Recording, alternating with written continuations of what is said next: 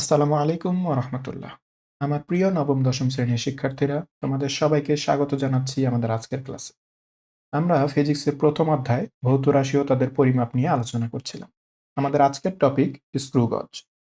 এই লেকচারে আমরা স্ক্রু গজের সকল খুঁটিনাটি কনসেপ্ট সম্পর্কে একটি ক্লিয়ার আইডিয়া নেব এবং স্ক্রু গজের কিছু গাণিতিক সমস্যাবলীও আমরা সমাধান করব ইনশাআল্লাহ। তাহলে আর দেরি না করে খাতা, কলম এবং ক্যালকুলেটর নিয়ে রেডি হয়ে বসে পড়ো। চলো আমরা শুরু করি আমাদের আজকের ক্লাস। প্রথমেই আমরা দেখি স্ক্রু গজ আসলে কি। স্ক্রু গজ হলো মূলত একটি মেজারিং ইনস্ট্রুমেন্ট বা পরিমাপক যন্ত্র। এটা দ্বারা মূলত আমরা ক্ষুদ্র দৈর্ঘ্য বা ব্যাস পরিমাপ করে থাকি। ঠিক আছে? আচ্ছা, দেখো, লেন্থ মেজারমেন্ট করার জন্য আমরা কিন্তু এর আগেও একটি ইনস্ট্রুমেন্ট সম্পর্কে আলোচনা করেছিলাম। সেটা ছিল স্লাইড ক্যালিপার্স, তাই না? এই স্লাইড ক্যালিপার্স দ্বারাও আমরা দৈর্ঘ্য বা ব্যাস এগুলো কিন্তু পরিমাপ করতে পারতাম। তাহলে স্বাভাবিকভাবেই প্রশ্ন চলে আসে যে স্লাইড ক্যালিপার্স দ্বারা যদি আমরা দৈর্ঘ্য এবং ব্যাস পরিমাপ করতে পারি, তাহলে আসলে স্ক্রু গজের কি প্রয়োজন, তাই না? তাহলে চলো আমরা সেটাও দেখি। স্লাইড ক্যালিপার্স দ্বারা আমরা সবচেয়ে ক্ষুদ্র কতটুকু পরিমাণ দৈর্ঘ্য পরিমাপ করতে পারতাম বলো তো? তোমাদের কি মনে আছে? সেটা ছিল 0.01 সেন্টিমিটার, যেটাকে আমরা ভার্নিয়ার ধ্রুবকও বলতাম, তাই না? সংখ্যাটা খেয়াল করো, 0.01 সেন্টিমিটার। কত? 0.01, অর্থাৎ দশমিকের পর 2 ঘর পর্যন্ত আমরা মেজারমেন্ট করতে পারি, তাই না? সেন্টিমিটার স্কেলে দশমিকের পরে 2 ঘর পর্যন্ত আমরা স্লাইড ক্যালিপার্সের মাধ্যমে মেজারমেন্ট নিতে পারি। কিন্তু এর চেয়েও ছোট পরিমাণ কোনো দৈর্ঘ্য যদি আমাকে মেজার করতে হয়, তাহলে কিন্তু আমি স্লাইড ক্যালিপার্স দ্বারা মেজার করতে পারবো না, তাই না? তাহলে এই সমস্যা থেকে আমাদের উত্তরণ করবে স্ক্রু গজ। স্ক্রু গজ দ্বারা আমরা মূলত সেন্টিমিটার স্কেলে 3 দশমিক, 4 দশমিক, এমনকি 5 দশমিক স্থান পর্যন্ত মানও খুব ইজিলি নির্ণয় করে ফেলতে পারি। অর্থাৎ স্ক্রু গজ দ্বারা আমরা স্লাইড ক্যালিপার্সের চেয়েও আরো অনেক ক্ষুদ্র দৈর্ঘ্য নিখুঁতভাবে পরিমাপ করতে পারি। বোঝা গেছে? তাহলে স্ক্রু গজ হলো আরো ক্ষুদ্র দৈর্ঘ্য, আরো সূক্ষ্ম দৈর্ঘ্য সঠিকভাবে পরিমাপ করার ইনস্ট্রুমেন্ট। ঠিক আছে? প্রথমে আমরা মিটার স্কেল বা সেন্টিমিটার স্কেল দিয়ে পরিমাপ করি। মিটার স্কেল এবং সেন্টিমিটার স্কেলের চেয়েও সূক্ষ্মভাবে পরিমাপ আমাদের দিতে পারে স্লাইড ক্যালিপার্স। আবার স্লাইড ক্যালিপার্সের চেয়েও সূক্ষ্মভাবে যদি আমি মান বের করতে চাই, তাহলে আমার দরকার স্ক্রু গজ। বুঝতে পেরেছো? তাহলে স্ক্রু গজ দ্বারা মূলত আমরা সরু তারের ব্যাস অথবা পাতলা কোনো পাতের পুরুত্ব এগুলো আমরা নির্ণয় করে থাকি। উদাহরণস্বরূপ আমি তোমাকে বলতে পারি যে ধরো তোমার কাছে কিছু কাগজের টুকরো রয়েছে। ধরো কিছু পাতলা কাগজ, কিছু মোটা কাগজ, হ্যাঁ? এরকম কিছু কাগজের টুকরো রয়েছে। ধরো তোমার খাতার পেজ রয়েছে, হ্যাঁ? তাহলে এই খাতার পেজের পুরুত্ব যদি তুমি নির্ণয় করতে চাও, তাহলে কিন্তু তুমি স্ক্রু গজের সাহায্যে নির্ণয় করতে পারবে। তাহলে দেখেছো কত সূক্ষ্ম পর্যন্ত লেন্থ সে মেজারমেন্ট করে দিতে পারে? আশা করি তোমরা স্ক্রু গজের প্রয়োজনীয়তা বুঝতে পেরেছ। এবার আমরা স্ক্রু গজের গঠন সম্পর্কে একটু দেখি। স্ক্রু গজের গঠন সম্পর্কে জানার জন্য আমরা একটি ডায়াগ্রাম দেখি। ঠিক আছে? আচ্ছা, এই যে দেখো, এটা হচ্ছে স্ক্রু গজ। স্ক্রু গজ দেখতে ঠিক এমন হয়ে থাকে। স্ক্রু গজ দিয়ে কোনো বস্তুর দৈর্ঘ্য বা ব্যাস নির্ণয় করার জন্য আমাদের দুটি স্কেলের উপরে ফোকাস দিতে হয়। ঠিক আছে? দুটি স্কেল। একটি হচ্ছে এই যে এই স্কেলটি, এটাকে বলা হয় রৈখিক স্কেল বা লিনিয়ার স্কেল, এবং আরেকটি হচ্ছে এই স্কেল, এটিকে বলা হয় বৃত্তাকার স্কেল বা সার্কুলার স্কেল। ঠিক আছে? এই যে দেখো, এটা হচ্ছে রৈখিক স্কেল এবং এটা হচ্ছে বৃত্তাকার স্কেল বা সার্কুলার স্কেল। এই সার্কুলার স্কেলটিকে অনেক সময় কিন্তু আবার হেড স্কেল নামেও অভিহিত করা হয়। ওকে? আর এই রৈখিক স্কেলটিকে অনেক সময় বলা হয় পিচ স্কেল। ঠিক আছে? নামগুলো মনে রাখো। তাহলে এই স্কেলটিকে বলা হয় রৈখিক স্কেল বা লিনিয়ার স্কেল, অনেক সময় এটাকে বলা হয় পিচ স্কেল। আর এই স্কেলটিকে বলা হয় বৃত্তাকার স্কেল বা সার্কুলার স্কেল, অনেক সময় এটাকে হেড স্কেলও বলা হয়ে থাকে। ওকে? আচ্ছা, এবার দেখো এই যে এই অংশটি, এই যে সিলিন্ডারের মতো একটি অংশ, যে অংশটির উপরে মূলত রৈখিক স্কেলের দাগগুলো কাটা থাকে, সেই জিনিসটিকে বলা হয়, সেই সিলিন্ডারের মতো অংশটিকে বলা হয় স্লিভ। ঠিক আছে? আর এই যে এই অংশটি, হ্যাঁ, এই যে এই পুরো অংশটি, যে অংশটির মধ্যে মূলত এই বৃত্তাকার স্কেলের দাগগুলো কাটা থাকে, সেই অংশটিকে বলা হয় থিম্বল। ওকে? আচ্ছা, তাহলে যেহেতু এটাকে থিম্বল বলা হয় এবং থিম্বলের উপরেই এই দাগগুলো কাটা থাকে, বৃত্তাকার স্কেলের দাগগুলো, এজন্য এই বৃত্তাকার স্কেলটিকে অনেক সময় থিম্বল স্কেলও বলা হয়ে থাকে।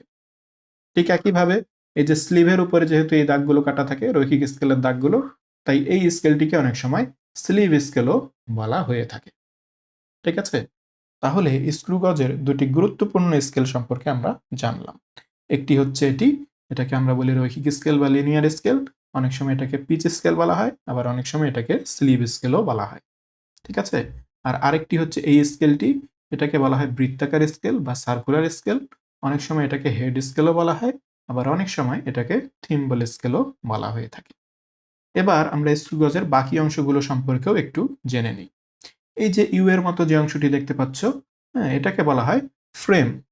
এটা দেখতে অনেকটা ইউ এর মতো না, অথবা সি এর মতো, তাই এটাকে অনেক সময় ইউ ফ্রেম বা সি ফ্রেমও বলা হয়ে থাকে। আচ্ছা, দেখো ফ্রেমের এই প্রান্তে, হ্যাঁ, এই যে একটি রডের মতো একটি দণ্ডের মতো অংশ দেখা যাচ্ছে, এটাকে বলা হয় স্টাড বা এনভিল। ঠিক আছে? এটি কিন্তু ফিক্সড, এটা ফ্রেমের সঙ্গে ফিক্সড অবস্থায় আটকানো থাকে। ওকে, আচ্ছা। আর এপাশে দেখো আরেকটি দণ্ডের মতো অংশ দেখা যাচ্ছে, এটাকে বলা হয় স্পিন্ডল। ঠিক আছে? এটা কিন্তু এই স্টাডের মতো ফিক্সড না, এটা কিন্তু মুভ করতে পারে। এটা কিভাবে মুভমেন্ট করতে পারে? আচ্ছা, দেখো এই যে থিম্বলটি যেটি আমরা দেখতে পাচ্ছি, হ্যাঁ, এই থিম্বলটি কিন্তু ঘোরানো যায়। ঠিক আছে? এটিকে আমরা দুই দিকেই ঘোরাতে পারি। এটাকে আমরা ঘড়ির কাঁটার দিকে বা ক্লকওয়াইজ ঘোরাতে পারি, আবার ঘড়ির কাঁটার বিপরীত দিকে এন্টি ক্লকওয়াইজও ঘোরাতে পারি। ঠিক আছে? এটিকে যখন আমরা ক্লকওয়াইজ ঘোরাই, ঘড়ির কাঁটার দিকে যখন ঘোরাই, তখন এই থিম্বলটি আস্তে আস্তে সামনের দিকে এই দিকে এগোতে থাকে এবং এর সাথে সাথে স্পিন্ডলটিও সামনের দিকে স্টাডের দিকে আস্তে আস্তে এগোতে থাকে। ওকে, আবার থিম্বলটিকে যখন আমি এন্টি ক্লকওয়াইজ ঘোরাই, ঘড়ির কাঁটার বিপরীত দিকে ঘোরাই, তখন বৃত্তাকার স্কেলটি আস্তে আস্তে এই দিকে বাইরের দিকে আসতে থাকে। ঠিক আছে? থিম্বলটি আস্তে আস্তে বাইরের দিকে আসতে থাকে, তার সাথে সাথে বৃত্তাকার স্কেলটি আস্তে আস্তে বাইরের দিকে আসতে থাকে এবং স্পিন্ডলটিও আস্তে আস্তে স্টার থেকে দূরে সরে যেতে থাকে এবং এই যে গ্যাপটি এখানে দেখতে পাচ্ছ, এই গ্যাপটি আস্তে আস্তে বেড়ে যেতে থাকে। ঠিক আছে? আশা করি বুঝতে পেরেছ। এটা আসলে ঠিক স্ক্রুর ন্যায় কাজ করে। স্ক্রু, তোমরা নিশ্চয়ই স্ক্রু দেখেছো। ওয়ালে যদি তুমি স্ক্রু আটকাতে চাও তাহলে কি করতে হয় বলো তো? প্রথমে ওয়ালে একটি ড্রিল মেশিন দিয়ে ছিদ্র করতে হয়। তারপর সেই ছিদ্রের মধ্যে একটি রয়্যাল প্লাগ দিতে হয়। সেই রয়্যাল প্লাগে যদি আমরা স্ক্রু আটকাতে চাই তাহলে কি করতে হয়? স্ক্রুটিকে রয়্যাল প্লাগের মধ্যে দিয়ে আমাদের স্ক্রু ড্রাইভার দিয়ে সেটাকে ঘোরাতে হয়, তাই না? যদি আমরা স্ক্রুটিকে ঘড়ির কাঁটার দিকে বা ক্লকওয়াইজ ঘোরাই, তখন সেটি আস্তে আস্তে দেয়ালের ভেতরে প্রবেশ করে, তাই না? আবার সেই স্ক্রুটিকে যখন আমরা স্ক্রুড্রাইভারের মাধ্যমে ঘড়ির কাঁটার বিপরীত দিকে অর্থাৎ এন্টি ক্লকওয়াইজ ঘোরাই, তখন সেটি আস্তে আস্তে দেয়াল থেকে বেরিয়ে আসে। তাহলে এখানেও কিন্তু ঠিক একই কাজ হচ্ছে।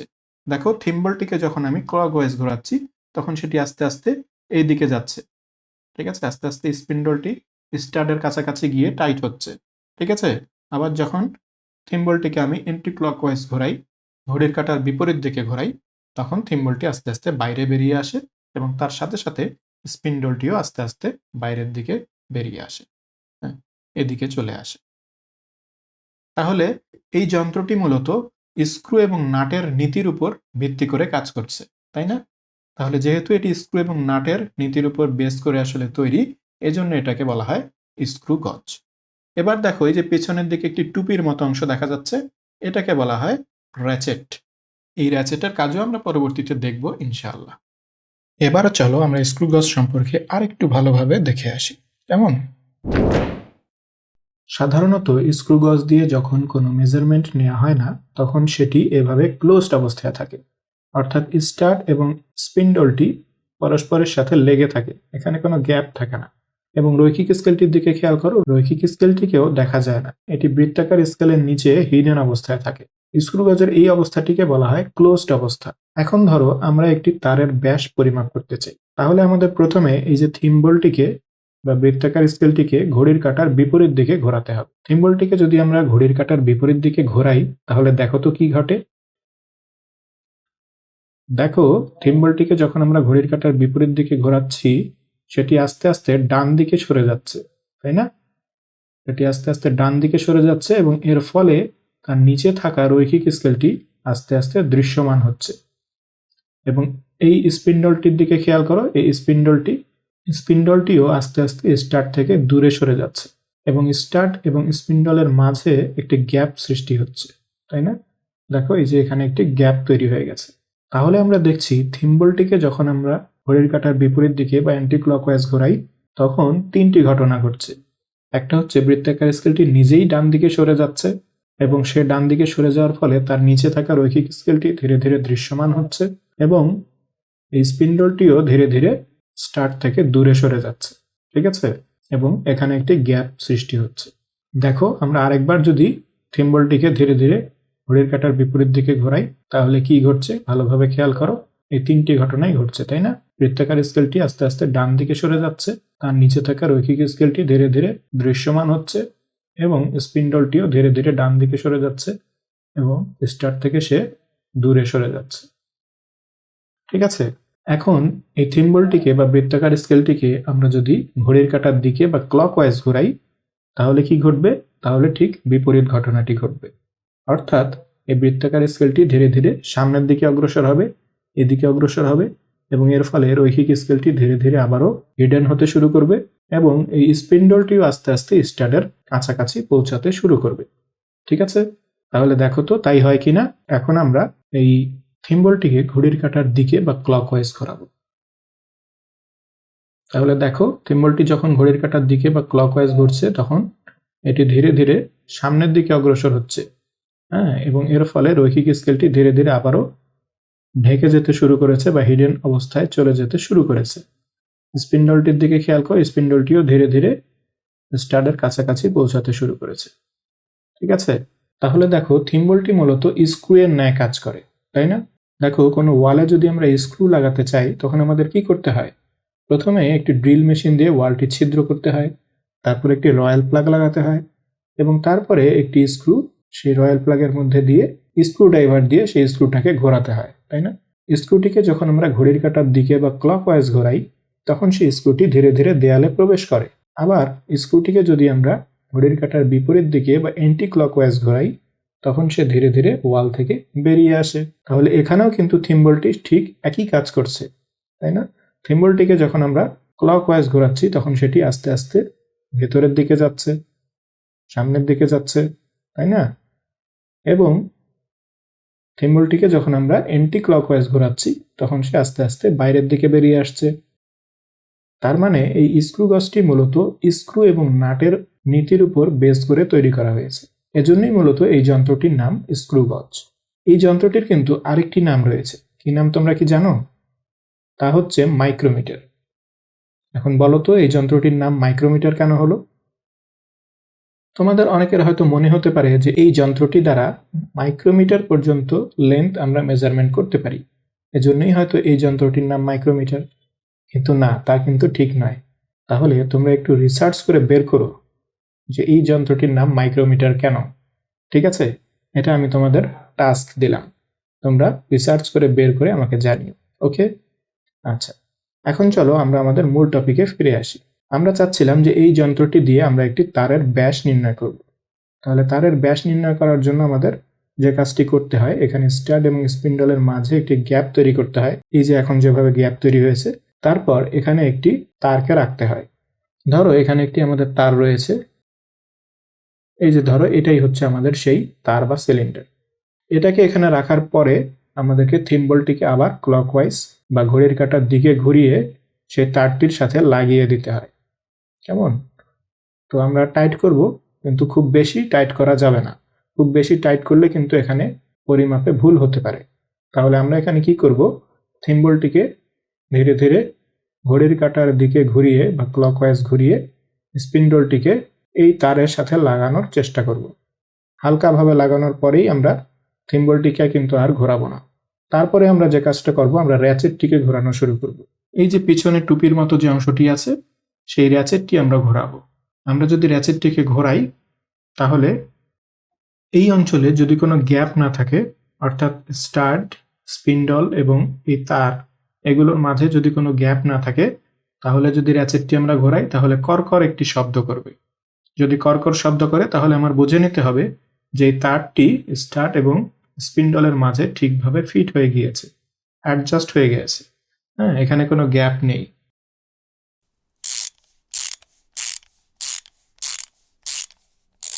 তাহলে এভাবে যদি আমরা নিশ্চিত হয়ে যাই যে এখানে কোনো গ্যাপ নাই, তখন আমরা এই রৈখিক স্কেল এবং বৃত্তাকার স্কেল থেকে রিডিং নেব এবং সেই রিডিংগুলো দিয়ে কিছু ক্যালকুলেশন করব এবং আমরা এই তারটির ব্যাস বলে দিতে পারবো। ঠিক আছে? তাহলে ক্যালকুলেশন আমরা কিভাবে করব সেটা তো আমরা অবশ্যই দেখব, নিশ্চয়ই দেখব, একটু পরে দেখব। কেমন? তাহলে আপাতত আমরা পদ্ধতিটা সম্পর্কে শিখলাম। এবার চলো আমরা আরেকটি জিনিস শিখি। কেমন? এটিকে আমরা সরিয়ে রাখি আপাতত। দেখো, থিম্বলটিকে যখন আমরা ঘোরাই তখন থিম্বলটির মধ্যে কিন্তু দুই ধরনের গতি কাজ করছে, তাই না? থিম্বলটি ঘুরছে, তার মানে তার মধ্যে একটি ঘূর্ণন গতি রয়েছে। আবার দেখো, থিম্বলটি কিন্তু রৈখিক স্কেল বরাবর সামনে পেছনে চলাচল করছে, তাই না? তাহলে যেহেতু এই যে সরলরৈখিক স্কেল বরাবর মুভ করছে, তার মানে তার একটি সরলরৈখিক গতিও রয়েছে, তাই না? সে এইভাবেও মুভ করতে পারে সরলরৈখিক ভাবে, আবার একটি ঘূর্ণন গতিও তার রয়েছে, তাই না? তাকে আমরা ঘোরাচ্ছি। তার মানে খেয়াল করো যে থিম্বলটির মধ্যে কিন্তু দুই ধরনের গতি পরস্পরের সাথে রিলেটেড। ঠিক আছে? তার মানে এটাকে যখন আমরা ঘোরাই তখন সে রৈখিক একটি দূরত্ব কিন্তু অতিক্রম করে। এই যে দেখো, এখন সে ধরো যে এই যে এখানে যে দাগগুলো কাটা আছে, ধরো এটা 0 1 2 3 4 5, তাই না? ধরো যে এই যে 5 বৃত্তাকার স্কেলটি এখন কোন পজিশনে আছে? 5 নাম্বার দাগে রয়েছে, তাই না? এখন যদি বৃত্তাকার স্কেলটিকে আমরা ঘোরাই তাহলে দেখো তো, সে কি আর 5 নাম্বার দাগে থাকছে? সে কিন্তু 5 নাম্বার দাগ থেকে সরে গিয়ে এদিকে 6 7 8 এইসব দাগে চলে যাচ্ছে, তাই না? তার মানে সে কিন্তু এই দিক বরাবর একটি মুভমেন্ট করছে।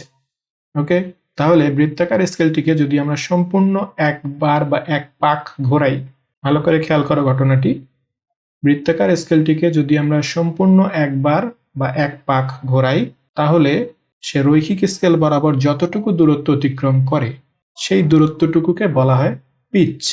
বোঝা গেছে? আমরা আরেকবার বলি যে বৃত্তাকার স্কেলটিকে বা থিম্বলটিকে যদি আমি সম্পূর্ণ একবার বা এক পাক ঘোরাই, সম্পূর্ণ একবার ঘোরানো বলতে আসলে কি বোঝানো হচ্ছে? মনে করো এই যে 5 নাম্বার দাগটি আমাদের রৈখিক স্কেলের বেজ লাইনের সঙ্গে মিলে আছে, তাই না? রৈখিক স্কেলের বেজ লাইন হচ্ছে এটা, যে লাইনটির উপরে রৈখিক স্কেলটি দাগ কাটা রয়েছে। হ্যাঁ, এটাকে আমরা বলছি বেজ লাইন, রৈখিক স্কেলের বেজ লাইন। সেই বেজ লাইনের সঙ্গে 5 নাম্বার দাগটি মিলে রয়েছে, তাই না? বৃত্তাকার স্কেলের 5 নাম্বার দাগটি। এখন আমরা যদি বৃত্তাকার স্কেলটিকে ঘোরাই তাহলে দেখো অন্যান্য দাগগুলো চলে আসছে। এখন পুনরায় যদি এই যে 5 নাম্বার দাগটি আবার আসে, এই বেজ লাইনের সঙ্গে যদি আবার 5 নাম্বার দাগটি মিলে, তাহলে এটি হচ্ছে আমাদের একটি পূর্ণ ঘূর্ণন সম্পন্ন হলো। ঠিক আছে? বৃত্তাকার স্কেলটি 5 নাম্বার দাগ থেকে শুরু করে পুরো একবার ঘুরিয়ে আমরা আবার 5-এ নিয়ে আসলাম। তার মানে এটা হচ্ছে বৃত্তাকার স্কেলের সম্পূর্ণ একটি ঘূর্ণন বা ওয়ান রেভলিউশন আমরা বলে থাকি। ইংলিশে আমরা বলে থাকি ওয়ান রেভলিউশন। রেভলিউশন মানে হচ্ছে ঘূর্ণন, ওয়ান রেভলিউশন মানে হচ্ছে একটি পূর্ণাঙ্গ ঘূর্ণন।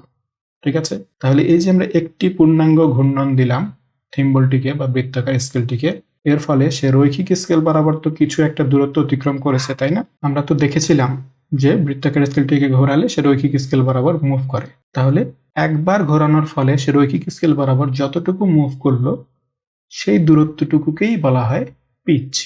বুঝতে পেরেছো? আশা করি তোমরা খুব ভালোভাবে বুঝেছো।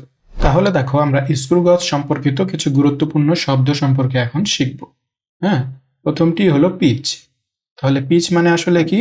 আমরা শিখলাম কোনো স্ক্রু গজের বৃত্তাকার স্কেলকে সম্পূর্ণ একবার ঘোরালে, সম্পূর্ণ একবার ঘোরালে, এটা কিন্তু ইম্পর্টেন্ট শব্দ এখানে। হ্যাঁ, সম্পূর্ণ একবার ঘোরালে এটি রৈখিক স্কেল বরাবর যে দূরত্ব অতিক্রম করে তাকে ওই স্ক্রু গজের পিচ বলে। তাহলে বুঝতে পেরেছো, কোনো স্ক্রু গজের বৃত্তাকার স্কেলটিকে যদি আমরা সম্পূর্ণ একবার ঘোরাই, মানে 5 নাম্বার দাগ থেকে ঘুরিয়ে ঘুরিয়ে ঘুরিয়ে যদি পুনরায় 5 নাম্বার দাগে আসি, বা 0 নাম্বার দাগ থেকে শুরু করে ঘুরিয়ে ঘুরিয়ে ঘুরিয়ে যদি আবার পুনরায় 0 নাম্বার দাগে আসি বৃত্তাকার স্কেলের, তাহলে আমাদের একটি সম্পূর্ণ পূর্ণ ঘূর্ণন সম্পন্ন হয়। তাহলে এইভাবে যদি আমরা বৃত্তাকার স্কেলটিকে সম্পূর্ণ একবার ঘোরাই তাহলে এটি রৈখিক স্কেল বরাবর যতটুকু সরে যায়, ঠিক আছে? রৈখিক স্কেল বরাবর সে তো মুভ করে, তাই না? আমরা দেখেছিলাম সে মুভ করে। তাহলে যতটুকু সে মুভ করে, যে দূরত্ব সে অতিক্রম করে, তাকেই ওই স্ক্রু গজের পিচ বলা হয়। ঠিক আছে, আশা করি তোমরা বুঝতে পেরেছো। এরপরে আমরা চলে আসি স্মলেস্ট মেজারমেন্টে। Smallest measurement of a screw gauge. Screw gauge দ্বারা আমরা মূলত সবচেয়ে ছোট কতটুকু দৈর্ঘ্য বা লেন্থ বা ব্যাস আমরা পরিমাপ করতে পারি। তোমাদের কি মনে হয়? মনে করো আমাদের কাছে একটি স্ক্রু গজ আছে, তার রৈখিক স্কেলের ক্ষুদ্রতম এক ঘরের মান হচ্ছে 1 মিলিমিটার। কত? 1 মিলিমিটার। এবং বৃত্তাকার স্কেলটিকে যদি আমি সম্পূর্ণ একবার ঘোরাই, তাহলে সে রৈখিক স্কেল বরাবর 1 মিলিমিটার দূরত্বই অতিক্রম করে, অর্থাৎ ওই স্ক্রু গজটির পিচ হচ্ছে 1 মিলিমিটার। তাহলে আমি কি বললাম? রৈখিক স্কেলের ক্ষুদ্রতম এক ঘরের দৈর্ঘ্য 1 মিলিমিটার এবং পিচ 1 মিলিমিটার। এখন সেই স্ক্রু গজের স্মলেস্ট মেজারমেন্ট আসলে কি হবে? হ্যাঁ, একটু চিন্তা করো তো তোমরা। সেই স্ক্রু গজ দ্বারা সবচেয়ে ছোট কি পরিমাণ দৈর্ঘ্য আমি মেজার করতে পারবো? সেটা কি 1 মিলিমিটার হবে? না, তা কিন্তু 1 মিলিমিটার হবে না। কেন? দেখো, আমরা যদি বৃত্তাকার স্কেলটিকে সম্পূর্ণ একবার ঘোরাই, তাহলে সে আমাকে 1 মিলিমিটার পরিমাপ করে দেয়, তাই না? কিন্তু বৃত্তাকার স্কেলটিকে আমার সম্পূর্ণ একবার ঘোরাতেই হবে এমন কি কোনো শর্ত আছে? আমি তো অর্ধেক পরিমাণও ঘোরাতে পারি, তাই না? আমি 1 রেভলিউশন দিলাম না, আমি হাফ রেভলিউশন দিলাম, দিতে পারি না? তাহলে 1 রেভলিউশন দিলে সে আমাকে কতটুকু দৈর্ঘ্য পরিমাপ করে দেয়? 1 মিলিমিটার। তাহলে আমি যদি হাফ রেভলিউশন দিই, আমি যদি অর্ধেক ঘোরাই, হ্যাঁ, সম্পূর্ণ একবার ঘোরালাম না, আমি অর্ধেক ঘোরালাম, তাহলে সে আমাকে 0.5 মিলিমিটার মেজার করে দেবে, তাই না? আবার আমি যদি তাকে অর্ধেকও না ঘোরাই, আমি যদি 4 ভাগের 1 ভাগ ঘোরাই, তাহলে সে আমাকে 0.25 মিলিমিটার মেজার করে দেবে, তাই না? আরেকবার খেয়াল করো, দেখো, আমরা যদি বৃত্তাকার স্কেলটিকে সম্পূর্ণ একবার ঘোরাই, যদি আমি 1 রেভলিউশন দিই, তাহলে সে আমাকে 1 মিলিমিটার দৈর্ঘ্য পরিমাপ করে দেয়, কারণ তার পিচ হচ্ছে 1 মিলিমিটার। 1 রেভলিউশনে সে যতটুকু দৈর্ঘ্য যায় সেটাই তো তার পিচ, তাই না? তো তার পিচ আমরা বলে দিয়েছি 1 মিলিমিটার, অর্থাৎ 1 রেভলিউশন যদি আমি দেই, একবার যদি সম্পূর্ণ ঘোরাই বৃত্তাকার স্কেলটিকে, তাহলে সে আমাকে 1 মিলিমিটার পরিমাপ করে দিতে পারে। কিন্তু আমি যদি 1 রেভলিউশন না ঘুরিয়ে হাফ রেভলিউশন দেই, অর্ধেক পরিমাণ ঘোরাই, তাহলে অবশ্যই সে আমাকে 1 এর অর্ধেক অর্থাৎ 0.5 মিলিমিটার মেজার করে দিতে পারবে। আমি যদি 4 ভাগের 1 ভাগ পরিমাণ ঘোরাই, 1/4 রেভলিউশন দেই, তাহলে সে আমাকে 0.25 মিলিমিটার পরিমাপ করে দিতে পারবে, তাই না? তাহলে এই স্ক্রু গজ দ্বারা আসলে আমরা সবচেয়ে ছোট কতটুকু পরিমাপ পেতে পারি, সেটা তাহলে নির্ভর করবে বৃত্তাকার স্কেলটিকে আমি সবচেয়ে কম কতটুকু ঘোরাতে পারি, তাই না? বৃত্তাকার স্কেলটিকে যদি আমি সবচেয়ে কম ঘোরাতে পারি, তাহলে সে আমাকে যতটুকু দৈর্ঘ্য মেজার করে দিতে পারবে, হ্যাঁ, সেটাই হবে তার দ্বারা পরিমাপিত স্মলেস্ট মেজারমেন্ট। বোঝা যাচ্ছে কি? দেখো, আমি যদি 1 রেভলিউশন দিই, তাহলে সে আমাকে 1 মিলিমিটার পরিমাপ করে দেয়। যদি আমি অর্ধেক রেভলিউশন দিই, তাহলে আমাকে 0.5 মিলিমিটার সে পরিমাপ করে দিতে পারে। যদি আমি 4 ভাগের 1 ভাগ পরিমাণ দিই, তাহলে সে আমাকে 0.25 মিলিমিটার পরিমাপ করে দিতে পারে। যদি আমি এর চেয়েও কম রেভলিউশন দিই, তাহলে সে আমাকে আরও কম পরিমাণ মেজার করে দিতে পারবে, তাই না? তাহলে এখন আমাকে দেখতে হবে আমি বৃত্তাকার স্কেলকে সবচেয়ে কম কতটুকু পর্যন্ত ঘোরাতে পারি, ঠিক আছে? আচ্ছা, তাহলে চলো এবার আমরা আবার আমাদের স্ক্রু গজটির কাছে ফিরে যাই। দেখো তো, এই যে আমাদের বৃত্তাকার স্কেলটি রয়েছে, এই স্কেলটিকে আমরা সবচেয়ে কম কতটুকু পর্যন্ত ঘোরাতে পারি? একটু চিন্তা করো, হ্যাঁ, বলো তো, যে বৃত্তাকার স্কেলটিকে আসলে সবচেয়ে কম কতটুকু আমি ঘোরাতে পারি? দেখো, এখানে আমাদের 0 দাগ রয়েছে, তাই না?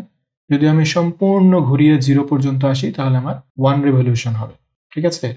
এবং সেই 1 রেভলিউশন যদি আমি দেই, তাহলে আমাদের বৃত্তাকার স্কেলটি মোট কত ঘর ঘুরবে? দেখো, এই বৃত্তাকার স্কেলে কতগুলো দাগ কাটা রয়েছে, তাই না? এখানে মোট কতগুলো দাগ আছে বলো দেখি?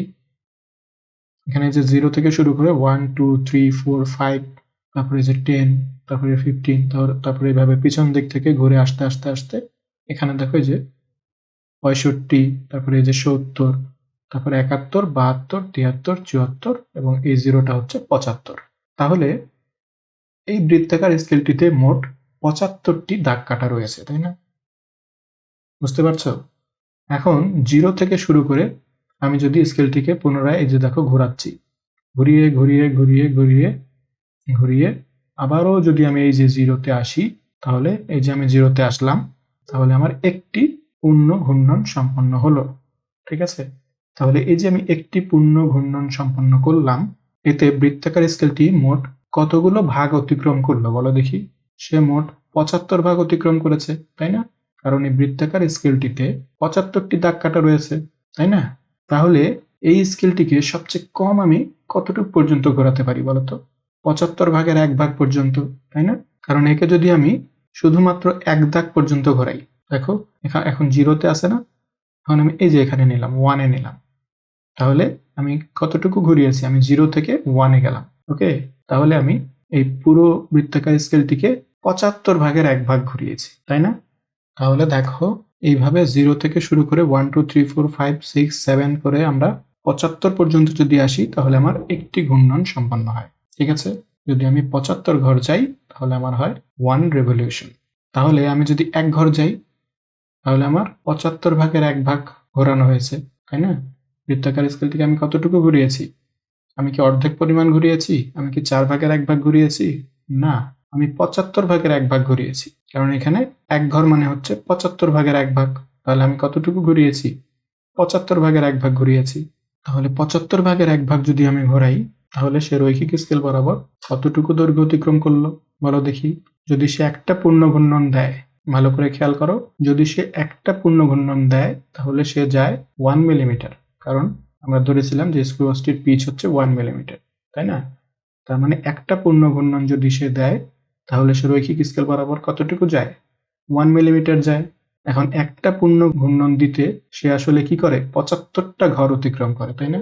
তাহলে 75টা ঘর যখন সে অতিক্রম করে, 75 ঘর যখন সে ঘুরে, তখন সে পরিমাপ করতে পারে 1 মিলিমিটার। তাহলে সে যদি 1 ঘর ঘুরে তাহলে কতটুকু পরিমাপ করে দেবে? 1/75 মিলিমিটার, তাই না? বুঝতে পারছো কি তোমরা? 75 ঘর যদি ঘুরে তাহলে সে আমাকে পরিমাপ করে দেয় 1 মিলিমিটার। কারণ 75 ঘর যদি সে ঘুরে তাহলে সে একটি পূর্ণ ঘূর্ণন সম্পন্ন করে, আর একটি পূর্ণ ঘূর্ণন সম্পন্ন করলে সে 1 মিলিমিটার পরিমাপ করে দিতে পারে। ওকে? তাহলে সে যদি 75 ঘর না গিয়ে শুধুমাত্র 1 ঘর যায় তাহলে সে আমাকে কতটুকু পরিমাপ করে দেবে? 1/75 মিলিমিটার, তাই না? তাহলে দেখো আবার আমরা এখানে আসি। দেখো বৃত্তাকার স্কেলটি যখন সম্পূর্ণ 1 ঘর ঘুরে তখন সে আমাকে 1 মিলিমিটার মেজার করে দিতে পারে। ঠিক আছে? একটা পূর্ণ রেভলিউশন দিলে তাকে তো 0 থেকে শুরু করে আবারও 0-তে আসতে হয়। তার মানে তাকে 1 2 3 4 করে 75 ঘর ঘুরে আবার 0-তে আসতে হয়, তাই না? তাহলে 1 রেভলিউশনে সে 75 ঘর ঘুরে এবং 75 ঘর ঘুরেই সে 1 মিলিমিটার আমাকে পরিমাপ করে দেয়। তাহলে এখানে আমরা এভাবে লিখতে পারি না যে 75 ঘর 75 ঘর যদি সে ঘুরে ঘূর্ণন দেয় তাহলে সে আমাকে 1 মিলিমিটার মেজার করে দিতে পারে। ঠিক আছে? তাহলে আমরা যদি তাকে 1 ঘর ঘোরাই মাত্র, 75 ঘরের জায়গায় 75 ঘর না ঘুরিয়ে তাকে আমি জাস্ট 1 ঘর ঘোরালাম, তাহলে কি সে আমাকে 1/75 মিলিমিটার মেজার করে দিতে পারবে না? বুঝতে পেরেছো এই ঘটনাটি? দেখো আমরা যখন বৃত্তাকার স্কেলটিকে সম্পূর্ণ একবার ঘোরাই, এই যে 1 রেভলিউশন দেই, তখন সে আসলে 75 ঘর অতিক্রম করে, তাই না? যেহেতু তার মধ্যে 75টি দাগ কাটা রয়েছে, 75 ভাগে বিভক্ত করা হয়েছে বৃত্তাকার স্কেলটিকে, তাহলে 1 রেভলিউশন মানে হচ্ছে 75 ঘর। তাহলে এই 75 ঘর অতিক্রম করলে তার 1 রেভলিউশন হয়, এবং 1 রেভলিউশন হলে বা একটি পূর্ণ ঘূর্ণন হলে সে আমাকে 1 মিলিমিটার মেজার করে দিতে পারে। কারণ কি? কারণ তার পিচ হচ্ছে 1 মিলিমিটার, অর্থাৎ সে একবার পূর্ণ ঘূর্ণনে 1 মিলিমিটার পরিমাপ করে দিতে পারে। তার মানে 75 ঘর ঘূর্ণনে সে আমাকে 1 মিলিমিটার পরিমাপ করে দেয়। তাহলে এখন যদি আমরা 75 ঘর না ঘুরিয়ে 1 ঘর ঘোরাই তাহলে সে আমাকে 1/75 মিলিমিটার মেজার করে দিতে পারবে, তাই না? আচ্ছা, এখন মনে করো বৃত্তাকার স্কেলে 75টি ঘর নেই, 50টি ঘর রয়েছে। তাহলে কি হবে? তাহলে 50 ঘরেই সে আমাকে 1 মিলিমিটার মেজার করে দেবে, তাই না? তাহলে এবার যদি আমরা 1 ঘর ঘোরাই তাহলে সে আমাকে 1/50 মিলিমিটার মেজার করে দিতে পারবে, তাই না? আবার বৃত্তাকার স্কেলে যদি এবার 100টি দাগ হয় তাহলে কি হবে বলতো? বৃত্তাকার স্কেলে যদি 100 ঘর থাকে তাহলে 100 ঘর ঘুরলে সে 1 পিচ অর্থাৎ 1 মিলিমিটার আমাকে মেজার করে দেবে। তাহলে আমরা যদি এবার 1 ঘর ঘোরাই তাহলে সে আমাকে 1/100 মিলিমিটার মেজার করে দিতে পারবে। ঠিক আছে? তাহলে বৃত্তাকার স্কেলকে আমরা সবচেয়ে কম কতটুকু পরিমাণ ঘোরাতে পারি? তার মধ্যে যে দাগগুলো কাটা থাকে সেই 1 দাগ, তাই না? এখন সেখানে যদি 50টি দাগ কাটা থাকে তাহলে আমি সবচেয়ে কম 50 ভাগের 1 ভাগ ঘোরাতে পারবো। সেখানে যদি 75টি দাগ কাটা থাকে তাহলে আমি সবচেয়ে কম 75 ভাগের 1 ভাগ ঘোরাতে পারবো। সেখানে যদি 100টি দাগ কাটা থাকে তাহলে আমরা সবচেয়ে কম কতটুকু ঘোরাতে পারবো? 100 ভাগের 1 ভাগ, তাই না? ধরো যে বৃত্তাকার স্কেলে 1000টি দাগ কাটা রয়েছে, অনেক ছোট ছোট ছোট ছোট করে 1000টি দাগ কাটা রয়েছে, তাহলে আমি সেই বৃত্তাকার স্কেলটিকে সবচেয়ে কম কতটুকু ঘোরাতে পারবো? 1000 ভাগের 1 ভাগ। তার মানে সে আমাকে কতটুকু ক্ষুদ্র দৈর্ঘ্য পরিমাপ করে দিতে পারবে? 1/1000 মিলিমিটার। 1 মিলিমিটারের 1000 ভাগের 1 ভাগ পর্যন্ত ক্ষুদ্র দৈর্ঘ্য সে আমাকে মেজার করে দিতে পারবে, যদি আমরা 1000টি দাগ কাটতে পারি। ঠিক আছে? তাহলে দেখো, বৃত্তাকার স্কেলে আমরা যত ছোট ছোট ছোট ছোট ঘর কাটবো, আমরা তত সূক্ষ্মভাবে মেজারমেন্টটা করতে পারবো। স্ক্রু গজের যে পিচ রয়েছে, সেই পিচটিকে আমরা ততগুলো ছোট ছোট ছোট ছোট ভাগে ভাগ করে মান নির্ণয় করতে পারবো। ঠিক আছে? দেখো, এখানে আমাদের 75 ঘর ছিল, তাই পিচকে আমরা 75 ভাগে ভাগ করে 1 ভাগের মান নির্ণয় করতে পেরেছি। যদি আমার 75 না থেকে 50 ভাগ থাকতো, তাহলে আমি সবচেয়ে কম কতটুকু? 50 ভাগের 1 ভাগ, পিচের 50 ভাগের 1 ভাগ পর্যন্ত মান নির্ণয় করতে পারতাম। যদি আমার 100টি দাগ থাকতো, তাহলে আমি পিচের 100 ভাগের 1 ভাগ পরিমাপ করতে পারতাম। এখানে যে 1 মিলিমিটার দেখানো হচ্ছে, এটা আসলে কি? পিচ, তাই না? কারণ এটা হচ্ছে সম্পূর্ণ একবার ঘোরানো। তাহলে সম্পূর্ণ একবার ঘোরালে সে কতটুকু দূরত্ব যায়? পিচের সমপরিমাণ, তাহলে এটা হচ্ছে পিচ। এখানে আমরা যতগুলো দাগ কাটবো, যতগুলো ঘর করব, আমার স্মলেস্ট মেজারমেন্ট হবে ততই ছোট। এখানে যদি আমার 75 ঘর থাকে, তাহলে আমার স্মলেস্ট মেজারমেন্ট হবে 1/75। এখানে যদি আমার 100 ঘর থাকে, তাহলে আমার স্মলেস্ট মেজারমেন্ট হবে 1/100। 1 বাই বলছি কেন? কারণ 1টা হচ্ছে পিচ। পিচ যদি 1 না হয় 0.5 মিলিমিটার হয়, হতে পারে, তাই না? তখন আমাদের 75 ঘরে যেত 0.5 মিলিমিটার, তাহলে 1 ঘরে যেত 0.5 ডিভাইডেড বাই 75। তাহলে এটাকে আমি 1 না বলে পিচ বলি। ঠিক আছে? কারণ এটা হচ্ছে আসলে পিচ, তাই না? তাহলে আমার যদি 75 ঘর কাটা থাকে বৃত্তাকার স্কেলে, তাহলে আমি সবচেয়ে কম কতটুকু দৈর্ঘ্য পরিমাপ করতে পারবো? Pitch by 75। ঠিক আছে? যদি আমার 100টি ঘর কাটা থাকে, তাহলে আমি কতটুকু পরিমাণ দৈর্ঘ্য মেজার করতে পারবো সবচেয়ে কম? সেটা হচ্ছে পিচ বাই 100। যদি আমার 1000টি ঘর কাটা থাকে বৃত্তাকার স্কেলে, সবচেয়ে ক্ষুদ্রতম দৈর্ঘ্য আমার মাপা যাবে পিচ বাই 1000। যদি আমার 50টি ঘর কাটা থাকে, তাহলে আমার স্মলেস্ট মেজারমেন্ট কত হবে? Pitch by 50। বোঝা গেছে? আশা করি তোমরা বুঝতে পেরেছো। তাহলে দেখো, স্লাইড ক্যালিপার্সে আমাদের স্মলেস্ট মেজারমেন্টের সুন্দর একটি নাম ছিল, তাই না?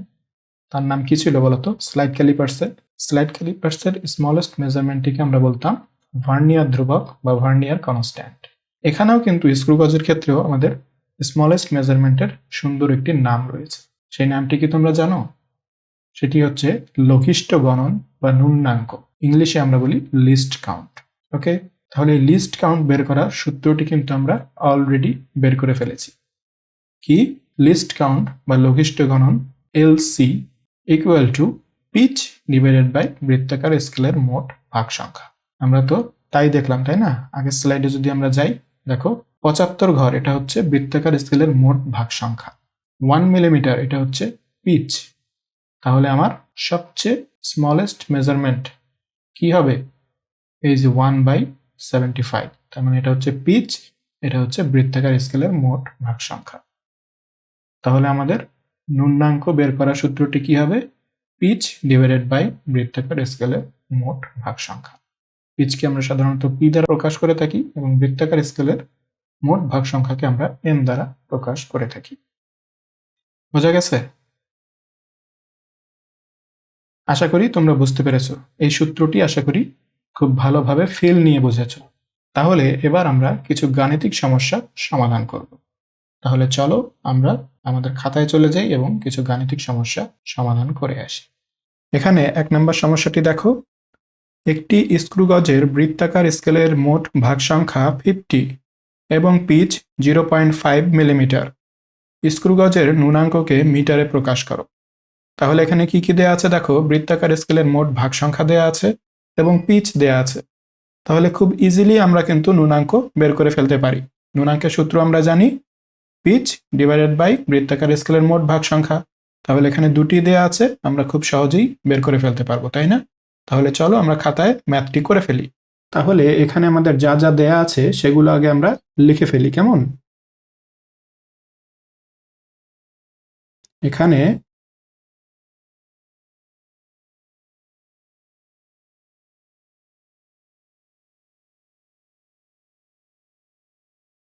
বৃত্তাকার স্কেলের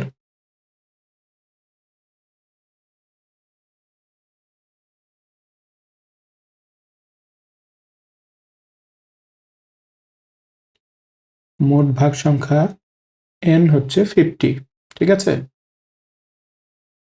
এবং দেয়া আছে pitch p equal to 0.5 millimetre.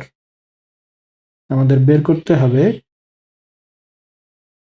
ন্যূনাঙ্ক LC মানে least count equal to what, ঠিক আছে। তাহলে এবার আমরা সূত্রটি লিখে ফেলি। আমরা জানি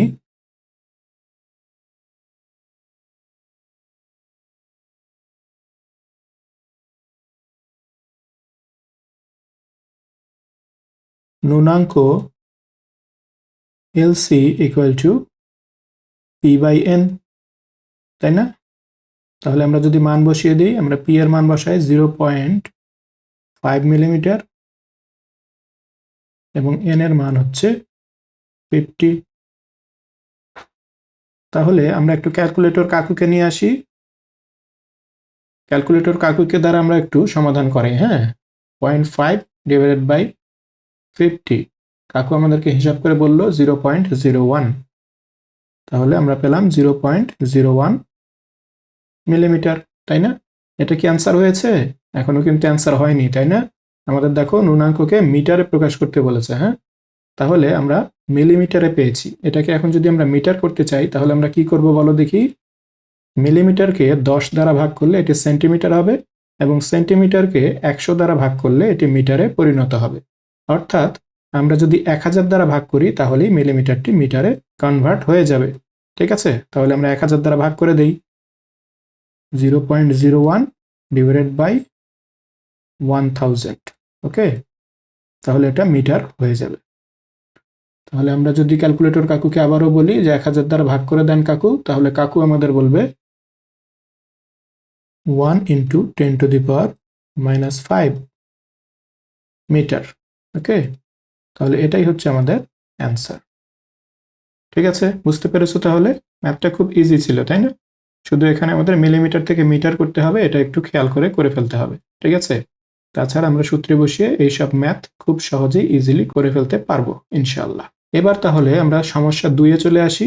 দেখো এখানে বলা হচ্ছে একটি স্ক্রু গজের বৃত্তাকার স্কেলের মোট ভাগ সংখ্যা 50 এবং লঘিষ্ঠ গণন 0.01 মিলিমিটার। তাহলে যন্ত্রের পিচ কত হবে? তাহলে এটাও খুব ইজি, তাই না? বৃত্তাকার স্কেলের মোট ভাগ সংখ্যা দেওয়া আছে এবং লঘিষ্ঠ গণন এলসি দেয়া আছে, ঠিক আছে। আমাদেরকে পিচ পি বের করতে হবে।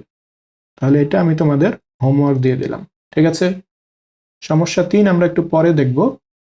আমরা সমস্যা 4-এ চলে আসি, কেমন?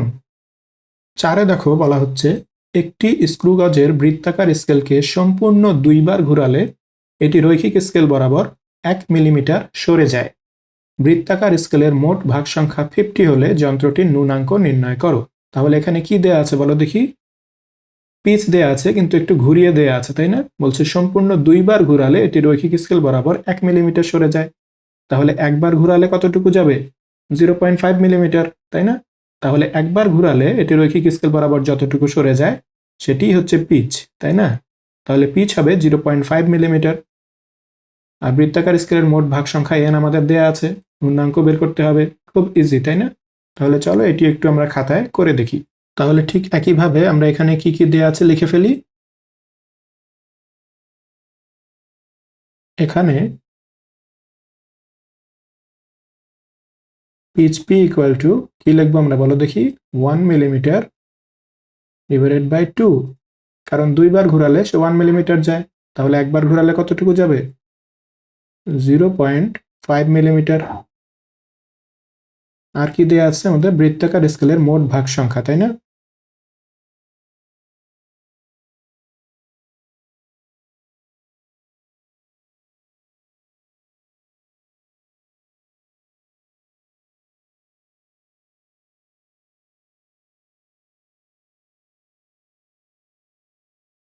বৃত্তাকার স্কেলের মোট ভাগ সংখ্যা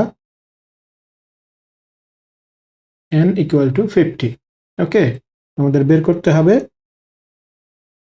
ন্যূনাঙ্ক LC ইকুয়াল টু হোয়াট, ঠিক আছে। তাহলে আমরা একটু সূত্রটি লিখে ফেলি। আমরা জানি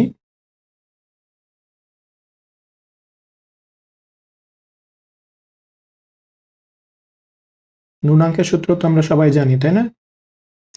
তাহলে ন্যূনাঙ্ক LC equal to P by N. এখন আমরা মান বসিয়ে দিই। পি এর মান 0.5 মিলিমিটার, এন এর মান 50। তাহলে আবারও আমরা একটু ক্যালকুলেটর কাকুকে দ্বারা হিসাব করাই। 0.5 ডিভাইডেড বাই 50, কাকু বলল 0.01 মিলিমিটার। তাহলে এখানে দেখো ন্যূনাঙ্ককে মিটারে বা সেন্টিমিটারে মিলিমিটারে কিভাবে বের করতে হবে কিছুই বলেনি, তাই না? তাহলে আমরা মিলিমিটারেই রেখে দিতে পারি। এটাই তাহলে আমাদের অ্যান্সার। ওকে, তাহলে বুঝতে পারলে ম্যাথটি আসলে খুব সহজ ছিল, তাই না? শুধু এখানে আমাকে পিচটি একটু বের করে নিতে হলো। ওকে, তাহলে আমরা নেক্সটে পরবর্তী ম্যাথে চলে যাই। সমস্যা 5-এ দেখো, একটি মাইক্রোমিটার স্ক্রু গজের পিচ 1 মিলিমিটার। বৃত্তাকার স্কেলের মোট ভাগ সংখ্যা সর্বনিম্ন কত হলে এই স্ক্রু গজ দ্বারা 5 মাইক্রোমিটার ব্যাস পরিমাপ করা যাবে? ঠিক আছে, তাহলে দেখো এখানে কি কি দেওয়া আছে। স্ক্রু গজের পিচ দেওয়া আছে 1 মিলিমিটার। বৃত্তাকার স্কেলের মোট ভাগ সংখ্যা আমাদের নির্ণয় করতে হবে। এটা কি দেওয়া আছে বুঝতে পারছো? এখানে বলা হচ্ছে এই স্ক্রু গজ দ্বারা 5 মাইক্রোমিটার ব্যাস পরিমাপ করা যাবে। তাহলে আমাদের শর্ত দিয়ে দিয়েছে এই স্ক্রু গজটি এমন হতে হবে যেন এটি দ্বারা 5 মাইক্রোমিটার ব্যাস পর্যন্ত পরিমাপ করা যায়। অর্থাৎ এটা হচ্ছে তার লিস্ট কাউন্ট, তাই না? Smallest measurement. ঠিক আছে, বৃত্তাকার স্কেলের ভাগ সংখ্যা আমাকে এমনভাবে নিতে হবে যেন আমি 5 মাইক্রোমিটার ব্যাসও পরিমাপ করতে পারি। আমরা জানি বৃত্তাকার স্কেলের ভাগ সংখ্যা আমরা যত বেশি নেই তত ক্ষুদ্র দৈর্ঘ্য আমরা বের করতে পারি, তাই না? তাহলে বৃত্তাকার স্কেলের মোট ভাগ সংখ্যা আমাকে এমনভাবে নিতে হবে যেন আমি 5 মাইক্রোমিটার ব্যাসও পরিমাপ করতে পারি। তাহলে 5 মাইক্রোমিটার আসলে ন্যূনাঙ্ক বা লিস্ট কাউন্ট দেয়া আছে। ঠিক আছে, তাহলে চলো এই ম্যাথটিও আমরা করে ফেলি। তাহলে দেখো এখানে যা যা দেয়া আছে সেগুলো আমরা লিখে ফেলি।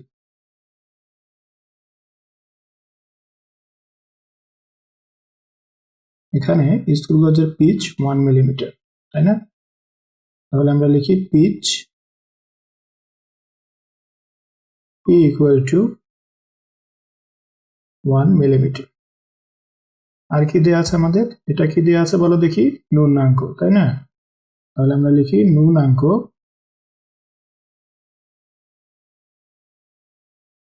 LC equal to 5 micrometer. এখন এই 5 মাইক্রোমিটারকে আমরা একটু মিটার করে ফেলি, কেমন?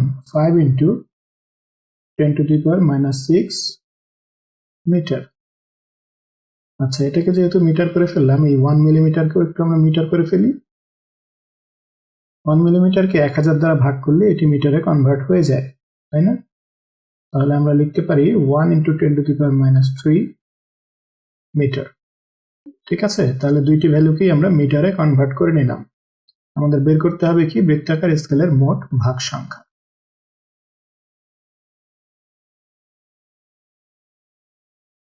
বৃত্তাকার স্কেলের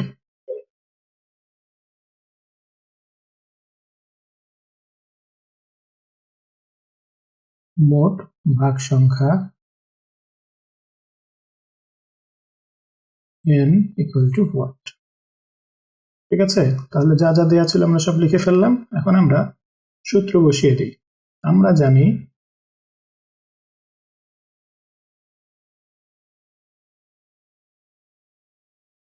ন্যূনাঙ্ক LC equal to P by N। তাহলে এখান থেকে যদি আমি n বের করতে চাই তাহলে আমি কি লিখতে পারি? দেখো, n ইকুয়াল টু, nটাকে আমরা এই পাশে নিয়ে আসলাম, তাহলে LCটা এই পাশে চলে আসবে, P বাই LC। এখন আমরা মান বসিয়ে দিই। P এর মান আমরা দেখতে পাচ্ছি 1 into 10 to the power -3 metre, এবং LC হচ্ছে 5 ইন্টু 10 টু দি পাওয়ার -6। দুটাই কিন্তু মিটারে, তাই না? তার মানে দেখো n হচ্ছে আসলে দুটি একই জাতীয় রাশির অনুপাত, অর্থাৎ n এর কোনো একক কিন্তু থাকবে না। ঠিক আছে, তাহলে আমরা একটু ক্যালকুলেটর কাকুকে নিয়ে আসি এবং তার দ্বারা হিসাব করিয়ে ফেলি। 1 into 10 to the power minus 3 divided by 5 into 10 to the power minus 6। তাহলে কাকু আমাদেরকে উত্তর দেয় 200। ওকে, তাহলে এটাই হচ্ছে আমাদের অ্যান্সার। অর্থাৎ বৃত্তাকার স্কেলকে যদি আমরা ছোট ছোট ছোট ছোট করে 200 ভাগে ভাগ করি, তাহলে আমরা এই স্ক্রু গজ দ্বারা 5 মাইক্রোমিটার পর্যন্ত ব্যাস পরিমাপ করতে পারবো।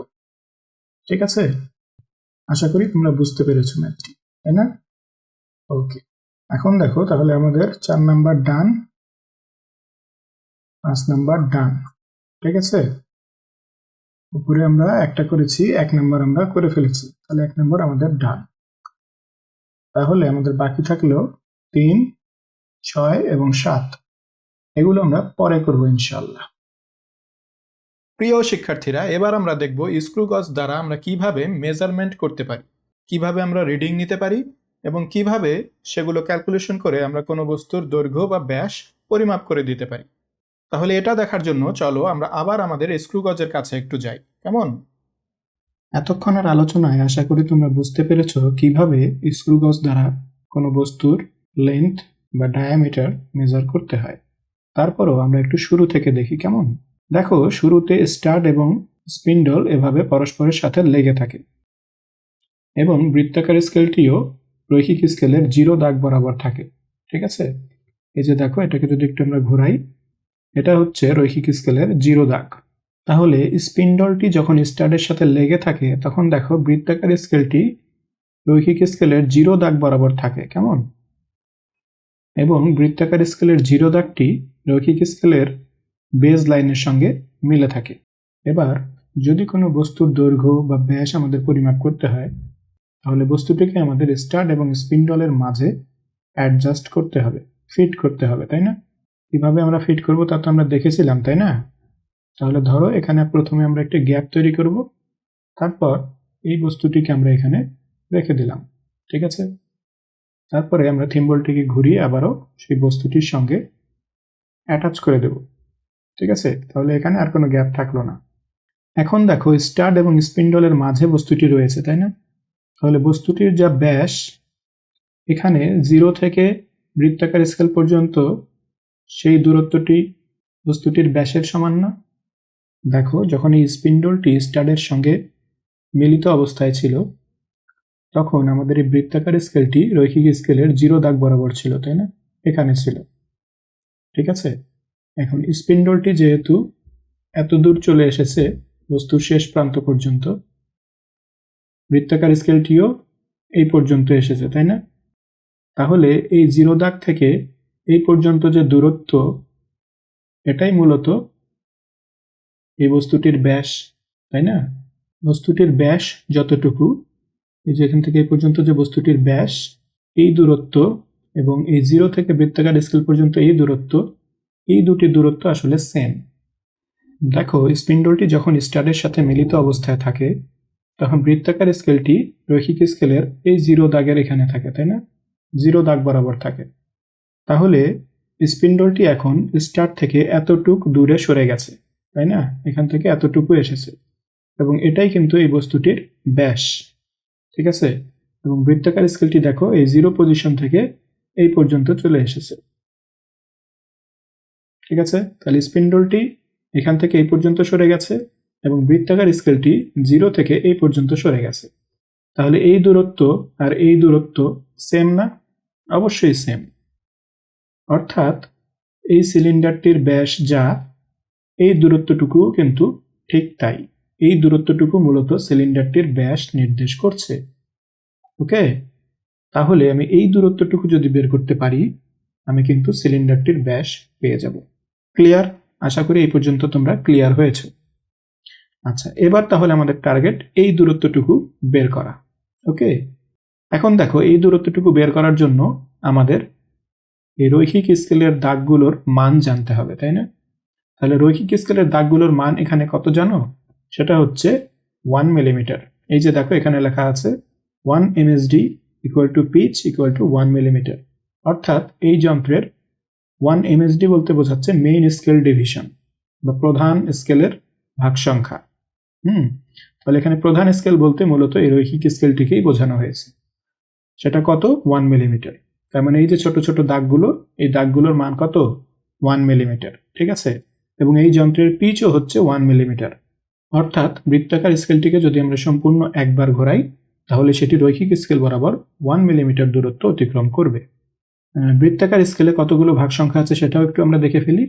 এই যে দেখো, বৃত্তাকার স্কেলে 65, 70, তারপরে 0, তার মানে এখানে মোট 75টি দাগ রয়েছে। এই যে বৃত্তাকার স্কেল, এই বৃত্তাকার স্কেলটিকে মোট 75 ভাগে ভাগ করা হয়েছে। 75টি ছোট ছোট ঘর এখানে কাটা হয়েছে। ঠিক আছে, তাহলে এই তথ্যগুলো আমরা জানলাম এবং এই তথ্যগুলো ব্যবহার করেই এখন আমরা কিন্তু এই দূরত্বটুকু বের করে ফেলতে পারবো, অর্থাৎ এই সিলিন্ডারটির ব্যাস আমরা বের করে ফেলতে পারবো। ঠিক আছে, তাহলে রৈখিক স্কেল থেকে আমরা কতটুকু মেজারমেন্ট পাচ্ছি দেখো তো। এই যে দূরত্বটুকু, এই দূরত্বটুকুকে আমরা দুই অংশে ভাগ করব। একটা হচ্ছে 0 থেকে এই পর্যন্ত যতটুকু আমি রৈখিক স্কেল থেকে দেখতে পাচ্ছি, রৈখিক স্কেল থেকে আমি দেখতে পাচ্ছি এই দূরত্বটুকু হচ্ছে 1, 2, 3, 4, 5 মিলিমিটারের চেয়ে কিছুটা বেশি, তাই না? 5 মিলিমিটার, এতটুকু আমি নিশ্চিত, কিন্তু এর পরের অংশটুকু কত সেটা কিন্তু আমি বলতে পারছি না। ওকে, তাহলে এই যে 5 মিলিমিটার আমি বলতে পারছি, এই 5 মিলিমিটারকে বলা হচ্ছে রৈখিক স্কেল পার্ট। ঠিক আছে, অর্থাৎ বৃত্তাকার স্কেলটি রৈখিক স্কেলের সর্বশেষ যে দাগটিকে অতিক্রম করে সেটাই হচ্ছে রৈখিক স্কেল পার্ট। জিনিসটা অনেকটা আমাদের স্লাইড ক্যালিপার্সের মতোই সিমিলার, তাই না? হ্যাঁ, অবশ্যই এটা স্লাইড ক্যালিপার্সের মতোই। এখানকার রিডিং নেওয়াটাও আসলে স্লাইড ক্যালিপার্সের মতোই হবে। স্লাইড ক্যালিপার্সে কিভাবে মেজারমেন্ট করতে হয় সেটা তোমাদের আমরা শিখিয়েছি, এবং সেটা যদি তোমরা মনে রাখো তাহলে এটাও আসলে ঠিক সিমিলারই হবে। ঠিক আছে, আচ্ছা দেখো, তাহলে এখানে আমাদের রৈখিক স্কেল পার্ট কত হবে? 5 মিলিমিটার। ঠিক আছে, তাহলে দেখো এই দাগ পর্যন্ত আমরা যে রিডিং পাচ্ছি সেটাকে আমরা বলছি রৈখিক স্কেল পার্ট। এরপরে যার একটু ছোট্ট দূরত্ব আছে, এই দূরত্বটুকু, এটাকে বলা হচ্ছে বৃত্তাকার স্কেল পার্ট। এখন আমরা এই বৃত্তাকার স্কেলের পার্ট কতটুকু সেটা একটু বের করার চেষ্টা করি। এটা বের করতে গেলে আমাদের একটু বৃত্তাকার স্কেলের দাগগুলোর দিকে তাকাতে হবে। দেখো, আমাদের বৃত্তাকার স্কেলের পিচ কত? 1 মিলিমিটার, তাই না? অর্থাৎ বৃত্তাকার স্কেলটি যখন 0-তে ছিল, এটিকে সম্পূর্ণ একবার ঘোরালে এটি এই দাগ পর্যন্ত আসে 1 মিলিমিটার। যদি আমি আরো একবার ঘুরাই তাহলে এই পর্যন্ত আসবে, যদি আরো একবার ঘুরাই তাহলে এই পর্যন্ত আসবে। এভাবে যদি আমি 5 বার সম্পূর্ণ ঘূর্ণন দেই তাহলে আমাদের বৃত্তাকার স্কেলটি এখানে আসতো, তাই না? 5 মিলিমিটারে আসতো। এরপর যদি আমি আরো একটা সম্পূর্ণ ঘূর্ণন দিতাম তাহলে সেটা 6 মিলিমিটারে চলে যেত। কিন্তু 5 মিলিমিটারের পর আমার আর পূর্ণ ঘূর্ণন দিতে হয়নি, তাই না? অর্থাৎ আমাকে আর 75 ঘর ঘোরাতে হয়নি। তাহলে দেখো তো আমাকে কতটুকু ঘর ঘোরাতে হয়েছে। এখানে আমরা দেখতে পাচ্ছি 65 নাম্বার দাগটি আমাদের রৈখিক স্কেলের বেজ লাইনের সঙ্গে মিলে গেছে। তার মানে আমাকে 75 ঘর ঘোরাতে হয়নি, আমি 65 ঘর ঘুরিয়েছি। বোঝা গেছে? এখন দেখো, বৃত্তাকার স্কেলকে যখন আমরা এক ঘর ঘোরাই তখন সে আসলে কতটুকু যায়? এলসি পরিমাণ যায়, তাই না? বৃত্তাকার স্কেলটিতে মোট 75টি ঘর রয়েছে। যদি আমি বৃত্তাকার স্কেলটিকে এক ঘর ঘোরাই তাহলে সে রৈখিক স্কেল বরাবর কতটুকু দূরত্ব যাবে? লিস্ট কাউন্ট বা ন্যূনাঙ্কের সমপরিমাণ যাবে, তাই না? অর্থাৎ এলসি পরিমাণ যাবে। আমরা যদি এক ঘর ঘোরাই তাহলে সে রৈখিক স্কেল বরাবর 1 এলসি যাবে। ঠিক আছে, তাহলে এখানে আমরা কত ঘর ঘুরিয়েছি? 65 ঘর ঘুরিয়েছি, তাই না? তাহলে আমরা বলতে পারি না যে এখানে আমরা 65 এলসি দূরত্ব গিয়েছি। এই যে ছোট্ট দূরত্বটুকু, এটিকে আমরা বলতে পারি 65 এলসি। বোঝা গেছে? তাহলে বৃত্তাকার স্কেলের পার্ট আমরা কিভাবে পাই?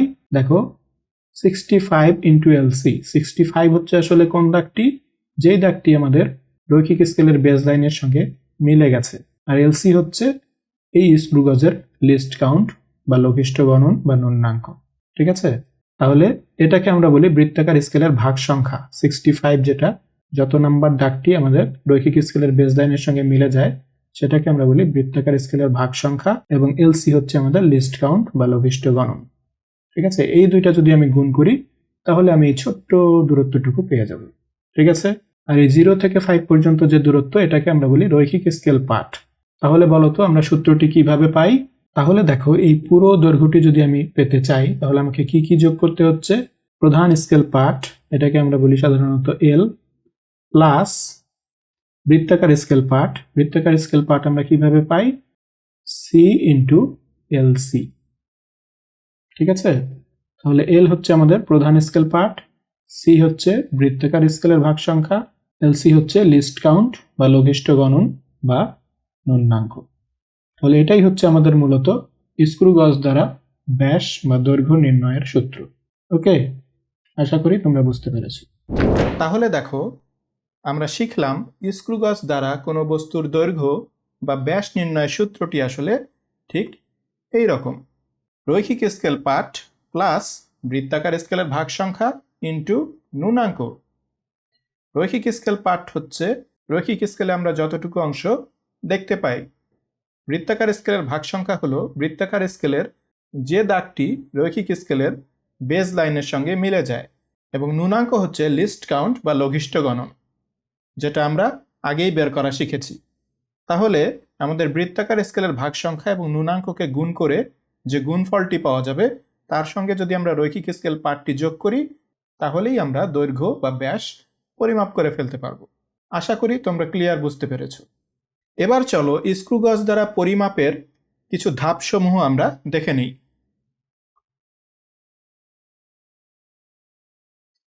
দেখো 4টি ধাপে আমরা কোনো বস্তুর দৈর্ঘ্য বা ব্যাস নির্ণয় করতে পারি। কি কি ধাপগুলো হলো? তথ্য সংগ্রহ, তারপরে বেসিক ক্যালকুলেশন, তারপরে রিডিং দেখা, এবং ফাইনালি আমরা ফাইনাল ক্যালকুলেশনের মাধ্যমে দৈর্ঘ্য বা ব্যাস বের করে ফেলতে পারবো। তাহলে প্রথম ধাপ হলো তথ্য সংগ্রহ। এই ধাপে আমাদের রৈখিক স্কেলের ক্ষুদ্রতম এক ঘরের মান দেখে নিতে হয় এবং বৃত্তাকার স্কেলে মোট ভাগ সংখ্যা কত সেটাও আমাদের চেক করে নিতে হয়। ঠিক আছে, তাহলে প্রথম ধাপে আমরা কি করব? রৈখিক স্কেলের ক্ষুদ্রতম এক ঘরের মান কত সেটা একটু দেখে নেব এবং বৃত্তাকার স্কেলের মোট ভাগ সংখ্যা কত সেটাও আমরা দেখে নেব। এরপর দ্বিতীয় ধাপে আমরা বেসিক কিছু ক্যালকুলেশন করব। আমরা স্ক্রু গজের পিচটা ক্যালকুলেশন করে নেব এবং স্ক্রু গজের লঘিষ্ঠ গণন বা ন্যূনাঙ্ক বা লিস্ট কাউন্ট আমরা ক্যালকুলেশন করে নেব। ঠিক আছে, এরপরে আমরা যাব তৃতীয় ধাপে। তৃতীয় ধাপে আমরা রিডিং দেখব। আমরা রৈখিক স্কেল রিডিংটি দেখব এবং তারপরে বৃত্তাকার স্কেল রিডিংটি দেখব। ঠিক আছে, এরপরে আমাদের ফাইনাল ধাপ।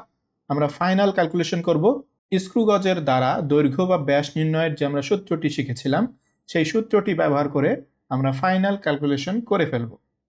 ঠিক আছে, তাহলে চলো এই ধাপগুলো কাজে লাগিয়ে আমরা প্র্যাকটিক্যালি দেখি যে আমরা কিভাবে স্ক্রু গজ দ্বারা কোনো বস্তুর দৈর্ঘ্য বা ব্যাস পরিমাপ করতে পারি। Let's start. এবার চলো আমরা যে ধাপগুলো শিখলাম সেই ধাপগুলো অনুসরণ করে এই স্ক্রু গজটির মাধ্যমে একটি বস্তুর দৈর্ঘ্য বা ব্যাস নির্ণয় করি। তাহলে প্রথম ধাপ অনুযায়ী আমাদের দেখতে হবে এই স্ক্রু গজটির রৈখিক স্কেলের ক্ষুদ্রতম এক ঘরের মান কত। ঠিক আছে, এবং বৃত্তাকার স্কেলের মোট ভাগ সংখ্যা কত। তাহলে দেখো বৃত্তাকার স্কেলে আমরা দেখতে পাচ্ছি এখানে 0 থেকে শুরু করে 5, 10 এভাবে পিছন থেকে ঘুরে এসে 65, 70, 71, 72, 73, 74 এবং এটা হচ্ছে 75। ঠিক আছে, বৃত্তাকার স্কেলে মোট 75টি দাগ কাটা রয়েছে, অর্থাৎ বৃত্তাকার স্কেলটি আমাদের 75 ভাগে বিভক্ত। এবার আমরা দেখি রৈখিক স্কেলের ক্ষুদ্রতম এক ঘরের মান কত। ঠিক আছে, এখানে দেখো লেখা আছে 1 MSD equal to pitch equal to 1 millimetre. এখানে 1 MSD বলতে মূলত বোঝাচ্ছে রৈখিক স্কেলের ক্ষুদ্রতম এক ঘরের মান। MSD হচ্ছে মেইন স্কেল ডিভিশন। 1 MSD মানে হচ্ছে একটা মেইন স্কেল ডিভিশন, মেইন স্কেলের ক্ষুদ্রতম এক ঘর। এখানে মেইন স্কেল বলতে মূলত রৈখিক স্কেলকেই বোঝানো হচ্ছে। তাহলে রৈখিক স্কেলের ক্ষুদ্রতম এক ঘরের মান কত? 1 মিলিমিটার। ঠিক আছে, তাহলে আমরা প্রথম ধাপ কমপ্লিট করে ফেললাম। আমরা রৈখিক স্কেলের ক্ষুদ্রতম এক ঘরের মান জানি 1 মিলিমিটার এবং বৃত্তাকার স্কেলের মোট ভাগ সংখ্যাও আমরা জানি 75টি। ওকে, এবার আমরা দ্বিতীয় ধাপে চলে আসি। দ্বিতীয় ধাপে আমাদের কিছু ক্যালকুলেশন করতে হবে, তাই না? আমাদেরকে পিচ ক্যালকুলেশন করতে হবে এবং আমাদেরকে লিস্ট কাউন্ট বা ন্যূনাঙ্ক ক্যালকুলেশন করতে হবে। ঠিক আছে, তাহলে পিচ ক্যালকুলেশন করার জন্য আমরা কি করব? দেখো, পিচ ক্যালকুলেশন করার জন্য মূলত আমাদের বৃত্তাকার স্কেলটিকে সম্পূর্ণ একবার ঘোরাতে হবে এবং দেখতে হবে এটি রৈখিক স্কেল বরাবর কতটুকু দূরত্ব সরে যায়। তবে এখানে এত কষ্ট করার দরকার নেই, কারণ এখানে আমাদের পিচ কিন্তু ওরা বলেই দিয়েছে 1 মিলিমিটার। তারপরেও যদি আমরা দেখতে চাই তাহলে আমরা দেখতে পারি, দেখো আমাদের 0 দাগটি রৈখিক স্কেলের বেস লাইনের সঙ্গে মিলে রয়েছে, তাই না? তাহলে আমরা এখন বৃত্তাকার স্কেলটিকে সম্পূর্ণ একবার ঘোরাই। ওকে,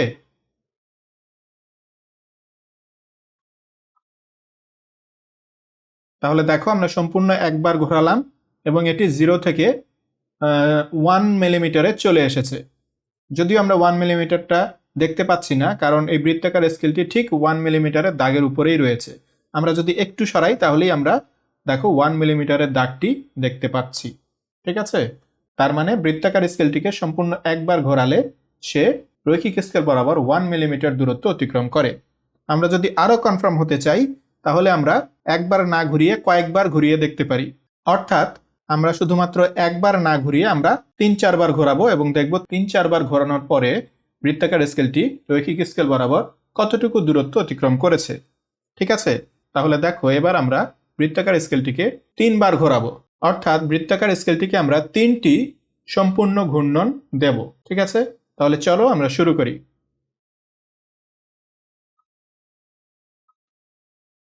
এটি হলো আমাদের একটি পূর্ণ ঘূর্ণন সম্পন্ন হলো। এবার আমরা আরেকটি পূর্ণ ঘূর্ণন সম্পন্ন করি। দেখো আমাদের আরেকটি পূর্ণ ঘূর্ণন সম্পন্ন হলো।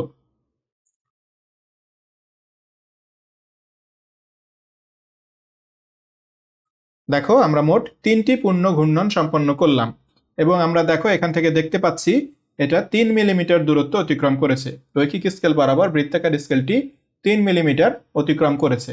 তাহলে এ থেকে আমরা বুঝতে পারি যে 3 বার ঘূর্ণন দেওয়ার ফলে যদি সে 3 মিলিমিটার দূরত্ব অতিক্রম করে তাহলে একবার ঘূর্ণনে সে অবশ্যই 1 মিলিমিটার দূরত্ব অতিক্রম করেছে। অর্থাৎ এই স্ক্রু গজটির পিচ হচ্ছে 1 মিলিমিটার। ঠিক আছে, আচ্ছা, এবার তাহলে আমরা একটু লিস্ট কাউন্টটা বের করে ফেলি। লিস্ট কাউন্ট বের করার সূত্র আমরা জানি, least count LC equal to P by N. অর্থাৎ পিচকে যদি আমরা বৃত্তাকার স্কেলের মোট ভাগ সংখ্যা দ্বারা ভাগ করি তাহলেই আমরা লিস্ট কাউন্ট বা ন্যূনাঙ্ক পেয়ে যাব। তাহলে আমরা একটু ক্যালকুলেশনটি করে দেখি। আমাদের ক্যালকুলেটর কাকুকে আমরা নিয়ে আসি। এখানে দেখো আমাদের পিচ হচ্ছে 1 মিলিমিটার, তাহলে আমরা লিখলাম 1 ডিভাইডেড বাই আমাদের বৃত্তাকার স্কেলের মোট ভাগ সংখ্যা হচ্ছে 75, তাহলে আমাদের লিস্ট কাউন্ট হচ্ছে 0.01333। ওকে, তাহলে চলো এটা আমরা একটু লিখে রাখি। এই স্ক্রু গজের ক্ষেত্রে আমাদের least count LC equal to 0.01333 millimetre. Okay, তাহলে আমরা এলসি পেয়ে গেলাম। এবার আমরা কি করব? এবার আমরা তৃতীয় ধাপে চলে যাব। আমাদের দ্বিতীয় ধাপ কমপ্লিট। আমরা পিচ ক্যালকুলেশন করে ফেলেছি, আমরা লিস্ট কাউন্ট ক্যালকুলেশন করে ফেলেছি। ওকে, এবার চলো আমরা তাহলে তৃতীয় ধাপে চলে যাই।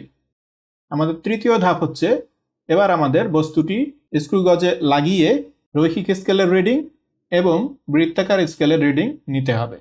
ঠিক আছে, তাহলে চলো আমরা এই বস্তুটিকে স্ক্রু গজে ফিট করি। ওকে, তাহলে আমরা প্রথমে বৃত্তাকার স্কেলটিকে ঘুরিয়ে এখানে একটি গ্যাপ সৃষ্টি করি, তারপর বস্তুটিকে আমরা এখানে নিয়ে যাব এবং তারপরে বৃত্তাকার স্কেলটিকে পুনরায় ঘুরিয়ে আমরা বস্তুটির সাথে স্পর্শ করাবো।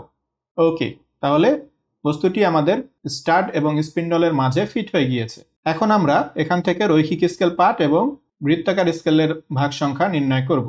তাহলে দেখো রৈখিক স্কেলে আমরা কতটুকু রিডিং পাচ্ছি, দেখো তো 1 2 3 4 5 6 7 8, অর্থাৎ আমাদের রৈখিক স্কেলের পাঠ হচ্ছে 8 মিলিমিটার, তাই না? রৈখিক স্কেলের পাঠ আমরা দেখতে পাচ্ছি এখান থেকে এই পর্যন্ত 8 মিলিমিটার এবং 8 মিলিমিটারের পরেও কিছুটা অংশ রয়েছে, সেটা হচ্ছে আমাদের বৃত্তাকার স্কেলের পাঠ। বৃত্তাকার স্কেলের পাঠ বের করার জন্য আমাদেরকে দেখতে হবে যে বৃত্তাকার স্কেলের কত নাম্বার দাগটি আমাদের রৈখিক স্কেলের বেজ লাইনের সঙ্গে মিলে গেছে। তাহলে এখানে আমরা দেখতে পাচ্ছি এটা হচ্ছে 40 নাম্বার দাগ এবং এটা হচ্ছে 45 নাম্বার দাগ এবং 40-এর পরে যে 41 নাম্বার দাগটি আমাদের মেইন স্কেলের বেজ লাইনের সঙ্গে ম্যাচিং করে গেছে। ঠিক আছে, তাহলে আমাদের সি এর মান অর্থাৎ বৃত্তাকার স্কেলের ভাগ সংখ্যা হচ্ছে 41। ওকে, তাহলে এখন আমরা সব তথ্যগুলো এখানে পেয়ে গিয়েছি। এবার আমাদের চতুর্থ ধাপ ফাইনাল ক্যালকুলেশন। তাহলে ফাইনাল ক্যালকুলেশনের মাধ্যমে আমরা যদি এই সিলিন্ডারটির ব্যাস নির্ণয় করতে চাই তাহলে আমরা জানি D equal to L plus C into L C. Okay, তাহলে চলো আমরা মানগুলো বসিয়ে দিই। আমাদের এল এর মান হচ্ছে 8 প্লাস সি এর মান হচ্ছে 41 ইন্টু এলসি এর মান হচ্ছে 0.01333। ঠিক আছে, তাহলে চলো আমরা ক্যালকুলেটর কাকুকে দ্বারা আরেকবার হিসাবটি করিয়ে ফেলি। তাহলে দেখো এই দুইটা প্রথমে আমরা গুণ করে ফেলি। 41 ইন্টু 0.01333, তাহলে আসে আমাদের এটা। এর সঙ্গে আমরা যোগ করব কত? 8, তাই না? তাহলে আমাদের অ্যান্সার কত আসে? 8.5467 মিলিমিটার। ওকে, তাহলে দেখো আমরা কিন্তু বস্তুটির ব্যাস বের করে ফেলেছি।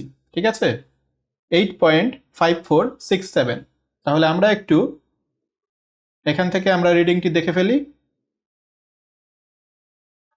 তাহলে দেখো আমাদের রিডিংটি দেখা যাচ্ছে 8.547 এবং আমরা কত পেয়েছি? 8.5467। আমরা যদি 3 ঘর নেই তাহলে এটা অবশ্যই 547 আমরা বলতে পারি। তাহলে দেখো আমাদের রিডিংটি ঠিকঠাক মতো ম্যাচিং করে গেছে, তাই না? ওকে, তাহলে আমরা এই বস্তুটির ডায়ামিটার সঠিকভাবে বের করতে পারলাম।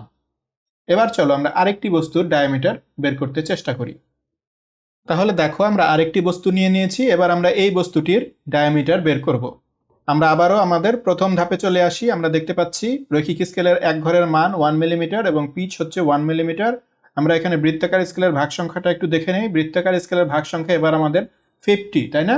এই যে দেখো 0 থেকে শুরু করে 5 10 করে এখানে এসেছে 45, তারপরে 46 47 48 49 50।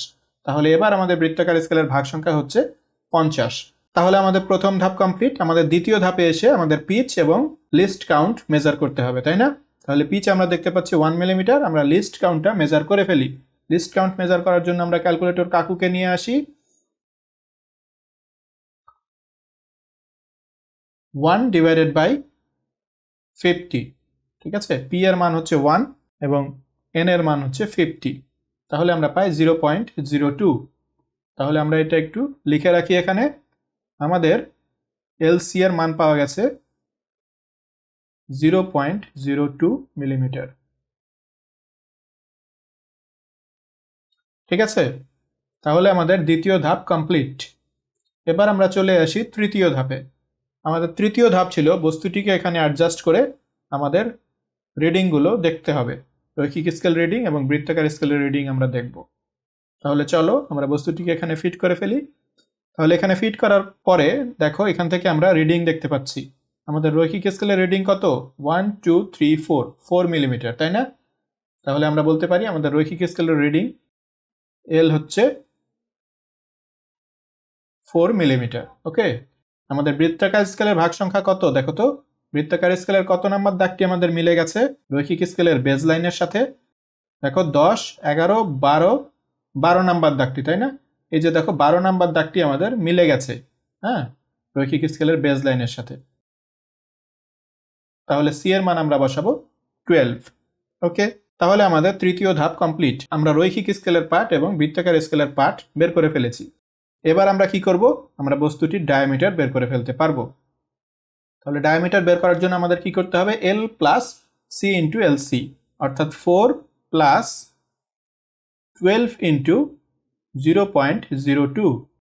ওকে, তাহলে আমরা ক্যালকুলেশনটা করে ফেলি। দেখো 12 ইন্টু 0.02, তাহলে হচ্ছে এটার সঙ্গে আমরা যোগ করব 4, তাহলে হচ্ছে আমাদের 4.24। ওকে, তাহলে 4.24 মিলিমিটার। তাহলে এটার ব্যাসটা আসলে কত পেলাম আমরা? 4.24 মিলিমিটার। ওকে, তাহলে এবার চলো আমরা কম্পিউটার থেকে বস্তুটির ব্যাস একটু দেখে নিই। দেখো বস্তুটির ব্যাস আমরা দেখতে পাচ্ছি 4.24 মিলিমিটার। আমাদের বের হয়েছিল কত? 4.24 মিলিমিটার। ঠিক আছে, তাহলে এভাবেই আমরা যে কোনো বস্তুর লেন্থ বা ডায়ামিটার স্ক্রু গজের সাহায্যে খুব সহজে নির্ণয় করে ফেলতে পারি। ঠিক আছে, আশা করি তোমরা বুঝতে পেরেছো। প্রিয় শিক্ষার্থীরা, এবার চলো আমরা আরও কিছু গাণিতিক সমস্যার সমাধান করে ফেলি। সমস্যা নাম্বার 3 দেখো, একটি ত্রুটিমুক্ত স্ক্রু গজের স্ক্রুকে এক পাক ঘুরালে 0.5 মিলিমিটার সরে যায়। তাহলে এটা কি দেয়া আছে বলো তো? পিচ দেয়া আছে, ওকে? আচ্ছা, এবং তখন বৃত্তাকার স্কেলের 50 নম্বর দাগ রৈখিক স্কেলের দাগের সাথে মিলে যায়। তাহলে এটা আসলে কি দেয়া আছে বলো তো? একটু ভালো করে খেয়াল করো।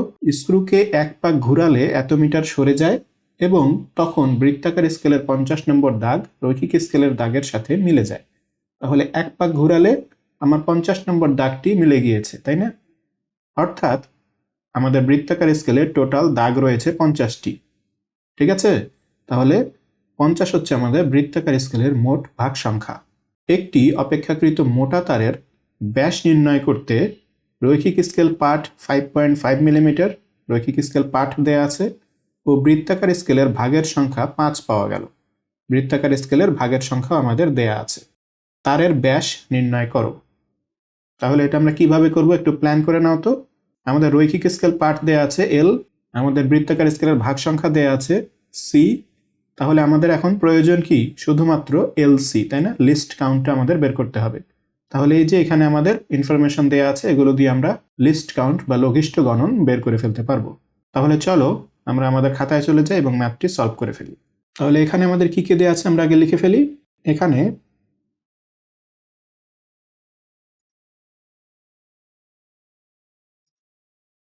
Pitch P equal to 0.5 millimetre. বৃত্তাকার স্কেলের মোট ভাগ সংখ্যা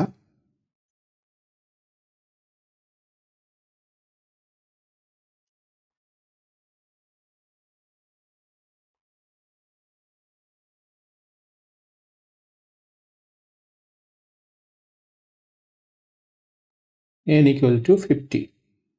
তারপরে দেয়া আছে দেখো রৈখিক স্কেল পাঠ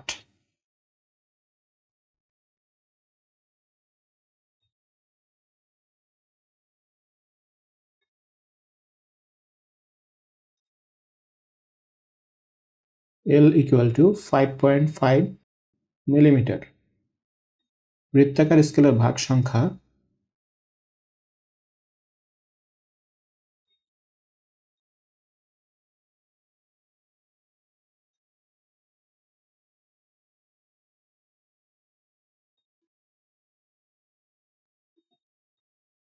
C ইকুয়াল টু 5। আমাদের বের করতে হবে কি? তারের ব্যাস, তাই না?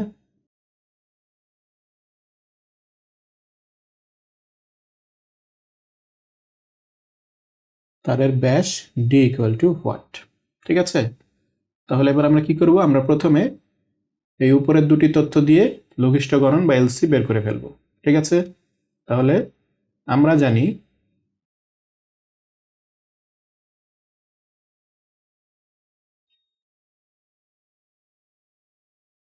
ন্যূনাঙ্ক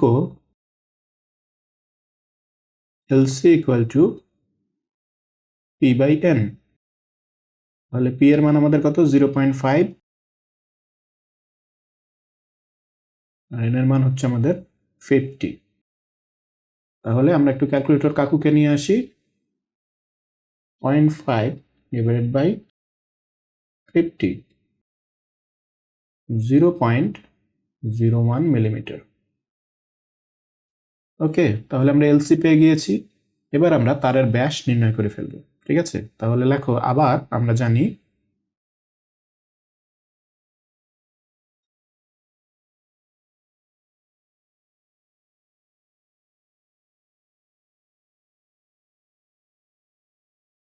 তারের ব্যাস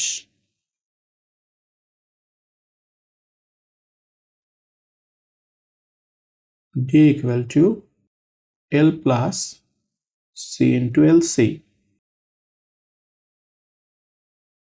তাহলে এল এর মান আমাদের কত?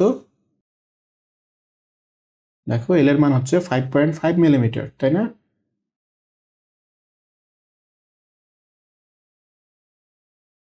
প্লাস সি হচ্ছে আমাদের 5 আর এলসি হচ্ছে আমাদের 0.01। তাহলে দেখো এটা যদি আমরা ক্যালকুলেশন করে ফেলি, 0.01 ইন্টু 5 প্লাস 5.5, তাহলে কাকু আমাদেরকে অ্যান্সার দেয় 5.55, তাহলে 5.55 মিলিমিটার, এটাই হচ্ছে আমাদের তারের ব্যাস অ্যান্সার। ঠিক আছে, তাহলে আশা করি ম্যাথটি তোমরা বুঝতে পেরেছো। হ্যাঁ, তাহলে চলো এবার আমরা নেক্সট ম্যাথে চলে যাই। তাহলে এখানে সমস্যা 3ও আমাদের ডান। তাহলে সমস্যা 1, 2, 3, 4, 5 আমাদের হয়ে গেছে। ওকে, এর মধ্যে একটি তোমাদের হোমওয়ার্ক দেওয়া আছে আর বাকিগুলো আমরা এখানে করে ফেলেছি। এবার আমরা 6-এ আসি। দেখো, একটি স্ক্রুগজের সাহায্যে তারের ব্যাস পরিমাপ নির্ণয় করার সময়ে নিচের চিত্রের মতো পাঠ পাওয়া গেল। তাহলে এখানে একটি চিত্র দিয়ে দিয়েছে। হ্যাঁ, এই ডায়াগ্রাম দেখেই আমাদের রিডিং নির্ণয় করতে হবে। যন্ত্রটির পিচ 1 মিলিমিটার এবং বৃত্তাকার স্কেলের মোট ভাগ সংখ্যা 100 হলে তারের ব্যাস কত সেন্টিমিটার? ঠিক আছে, তাহলে আমাদের পিচ বলে দিয়েছে, বৃত্তাকার স্কেলের মোট ভাগ সংখ্যা বলে দিয়েছে, এগুলো দ্বারা আমরা এলসি বা ন্যূনাঙ্ক বের করে ফেলতে পারবো। ঠিক আছে, আর বাকি দুইটি রিডিং অর্থাৎ রৈখিক স্কেলের পাঠ এবং বৃত্তাকার স্কেলের ভাগ সংখ্যা আমরা চিত্র থেকে দেখে বুঝতে পারবো। তাহলে দেখো তো, চিত্র থেকে আমরা কি দেখতে পাচ্ছি? রৈখিক স্কেল পাঠ আমাদের কত? 5 মিলিমিটার, তাই না? এটা মেইন স্কেল, এটা মিলিমিটারে দেয়া আছে। তাহলে আমরা দেখতে পাচ্ছি রৈখিক স্কেল পাঠ হচ্ছে 5 মিলিমিটার এবং বৃত্তাকার স্কেলের ভাগ সংখ্যা দেখো তো কত নাম্বার দাগটি আমাদের মিলে যায়? এটা 30, এটা 40, তাই না? তাহলে 31, 32, 33, 34, 34 নাম্বার দাগটি বৃত্তাকার স্কেলের 34 নাম্বার দাগটি রৈখিক স্কেলের বেজ লাইনের সঙ্গে মিলে গেছে। ঠিক আছে, তাহলে আমরা সব ইনফরমেশন পেয়ে গিয়েছি। আমরা সূত্রে বসালেই আগের ম্যাথটির মতো এটি সলভ করে ফেলতে পারবো, তাই না? তাহলে আশা করি তোমরা পারবে। এটি তোমাদের আমি হোমওয়ার্ক দিয়ে দিলাম। এবার সমস্যা নাম্বার 7-এ আসি আমরা। সমস্যা নাম্বার 7 দেখো, একটি স্ক্রুগজের লঘিষ্ঠ ধ্রুবক 0.01 মিলিমিটার। তাহলে এলসি আমাদের দিয়ে দিয়েছে, ডাইরেক্ট এলসি আমাদের দেয়া আছে। এই স্ক্রুগজ ব্যবহার করে একটি সুষম তারের ব্যাস পরিমাপের ক্ষেত্রে রৈখিক স্কেল পাঠ ও বৃত্তাকার স্কেল পাঠ যথাক্রমে 3 মিলিমিটার এবং 65 পাওয়া গেল। তাহলে আমাদের সবই দেয়া আছে। দেখো, আমাদের এল দেয়া আছে রৈখিক স্কেল পাঠ এবং আমাদের সি দেয়া আছে বৃত্তাকার স্কেল পাঠ 65। ঠিক আছে, আর আমাদের এলসিও দেয়া আছে। তাহলে এই প্রশ্নে আমাদের কোনো কিছুই বের করতে হবে না, আমাদের সব ইনফরমেশন প্রশ্নের মধ্যেই দেয়া আছে। তারটির ব্যাসার্ধ নির্ণয় করো। আচ্ছা, এখানে ইম্পর্টেন্ট জিনিস হচ্ছে এই যে ব্যাসার্ধ। আমরা যে সূত্র অ্যাপ্লাই করব সেখানে কিন্তু আমরা ব্যাসার্ধ পাবো না, আমরা কি পাবো বলো তো? আমরা পাবো তারটির ব্যাস। তাহলে এই জিনিসটি আমাকে খেয়াল করতে হবে যে আমরা যখন ব্যাস পাবো সেটাকে অর্ধেক করতে হবে, অর্থাৎ 2 দিয়ে ভাগ করে আমরা ব্যাসার্ধ নির্ণয় করব। ঠিক আছে, তাহলে এটাও আমি তোমাদের হোমওয়ার্ক দিয়ে দিলাম, আশা করি তোমরা পারবে। ওকে, তাহলে আমাদের স্ক্রুগজ সংক্রান্ত সকল গাণিতিক সমস্যা সলভ হয়ে গেল। আমরা স্ক্রুগজের খুঁটিনাটি কনসেপ্ট সম্পর্কে ক্লিয়ার একটি ধারণা পেলাম। আশা করি তোমরা ম্যাথগুলো বাসায় ভালোভাবে প্র্যাকটিস করবে এবং সলভ করবে, খুব সুন্দরভাবে খাতার মধ্যে নোট করবে। ঠিক আছে, তাহলে আজকে এ পর্যন্তই। আমাদের দেখা হবে নেক্সট ক্লাসে ইনশাআল্লাহ। তোমরা সবাই ভালো থেকো, সুস্থ থাকো। আল্লাহ হাফেজ।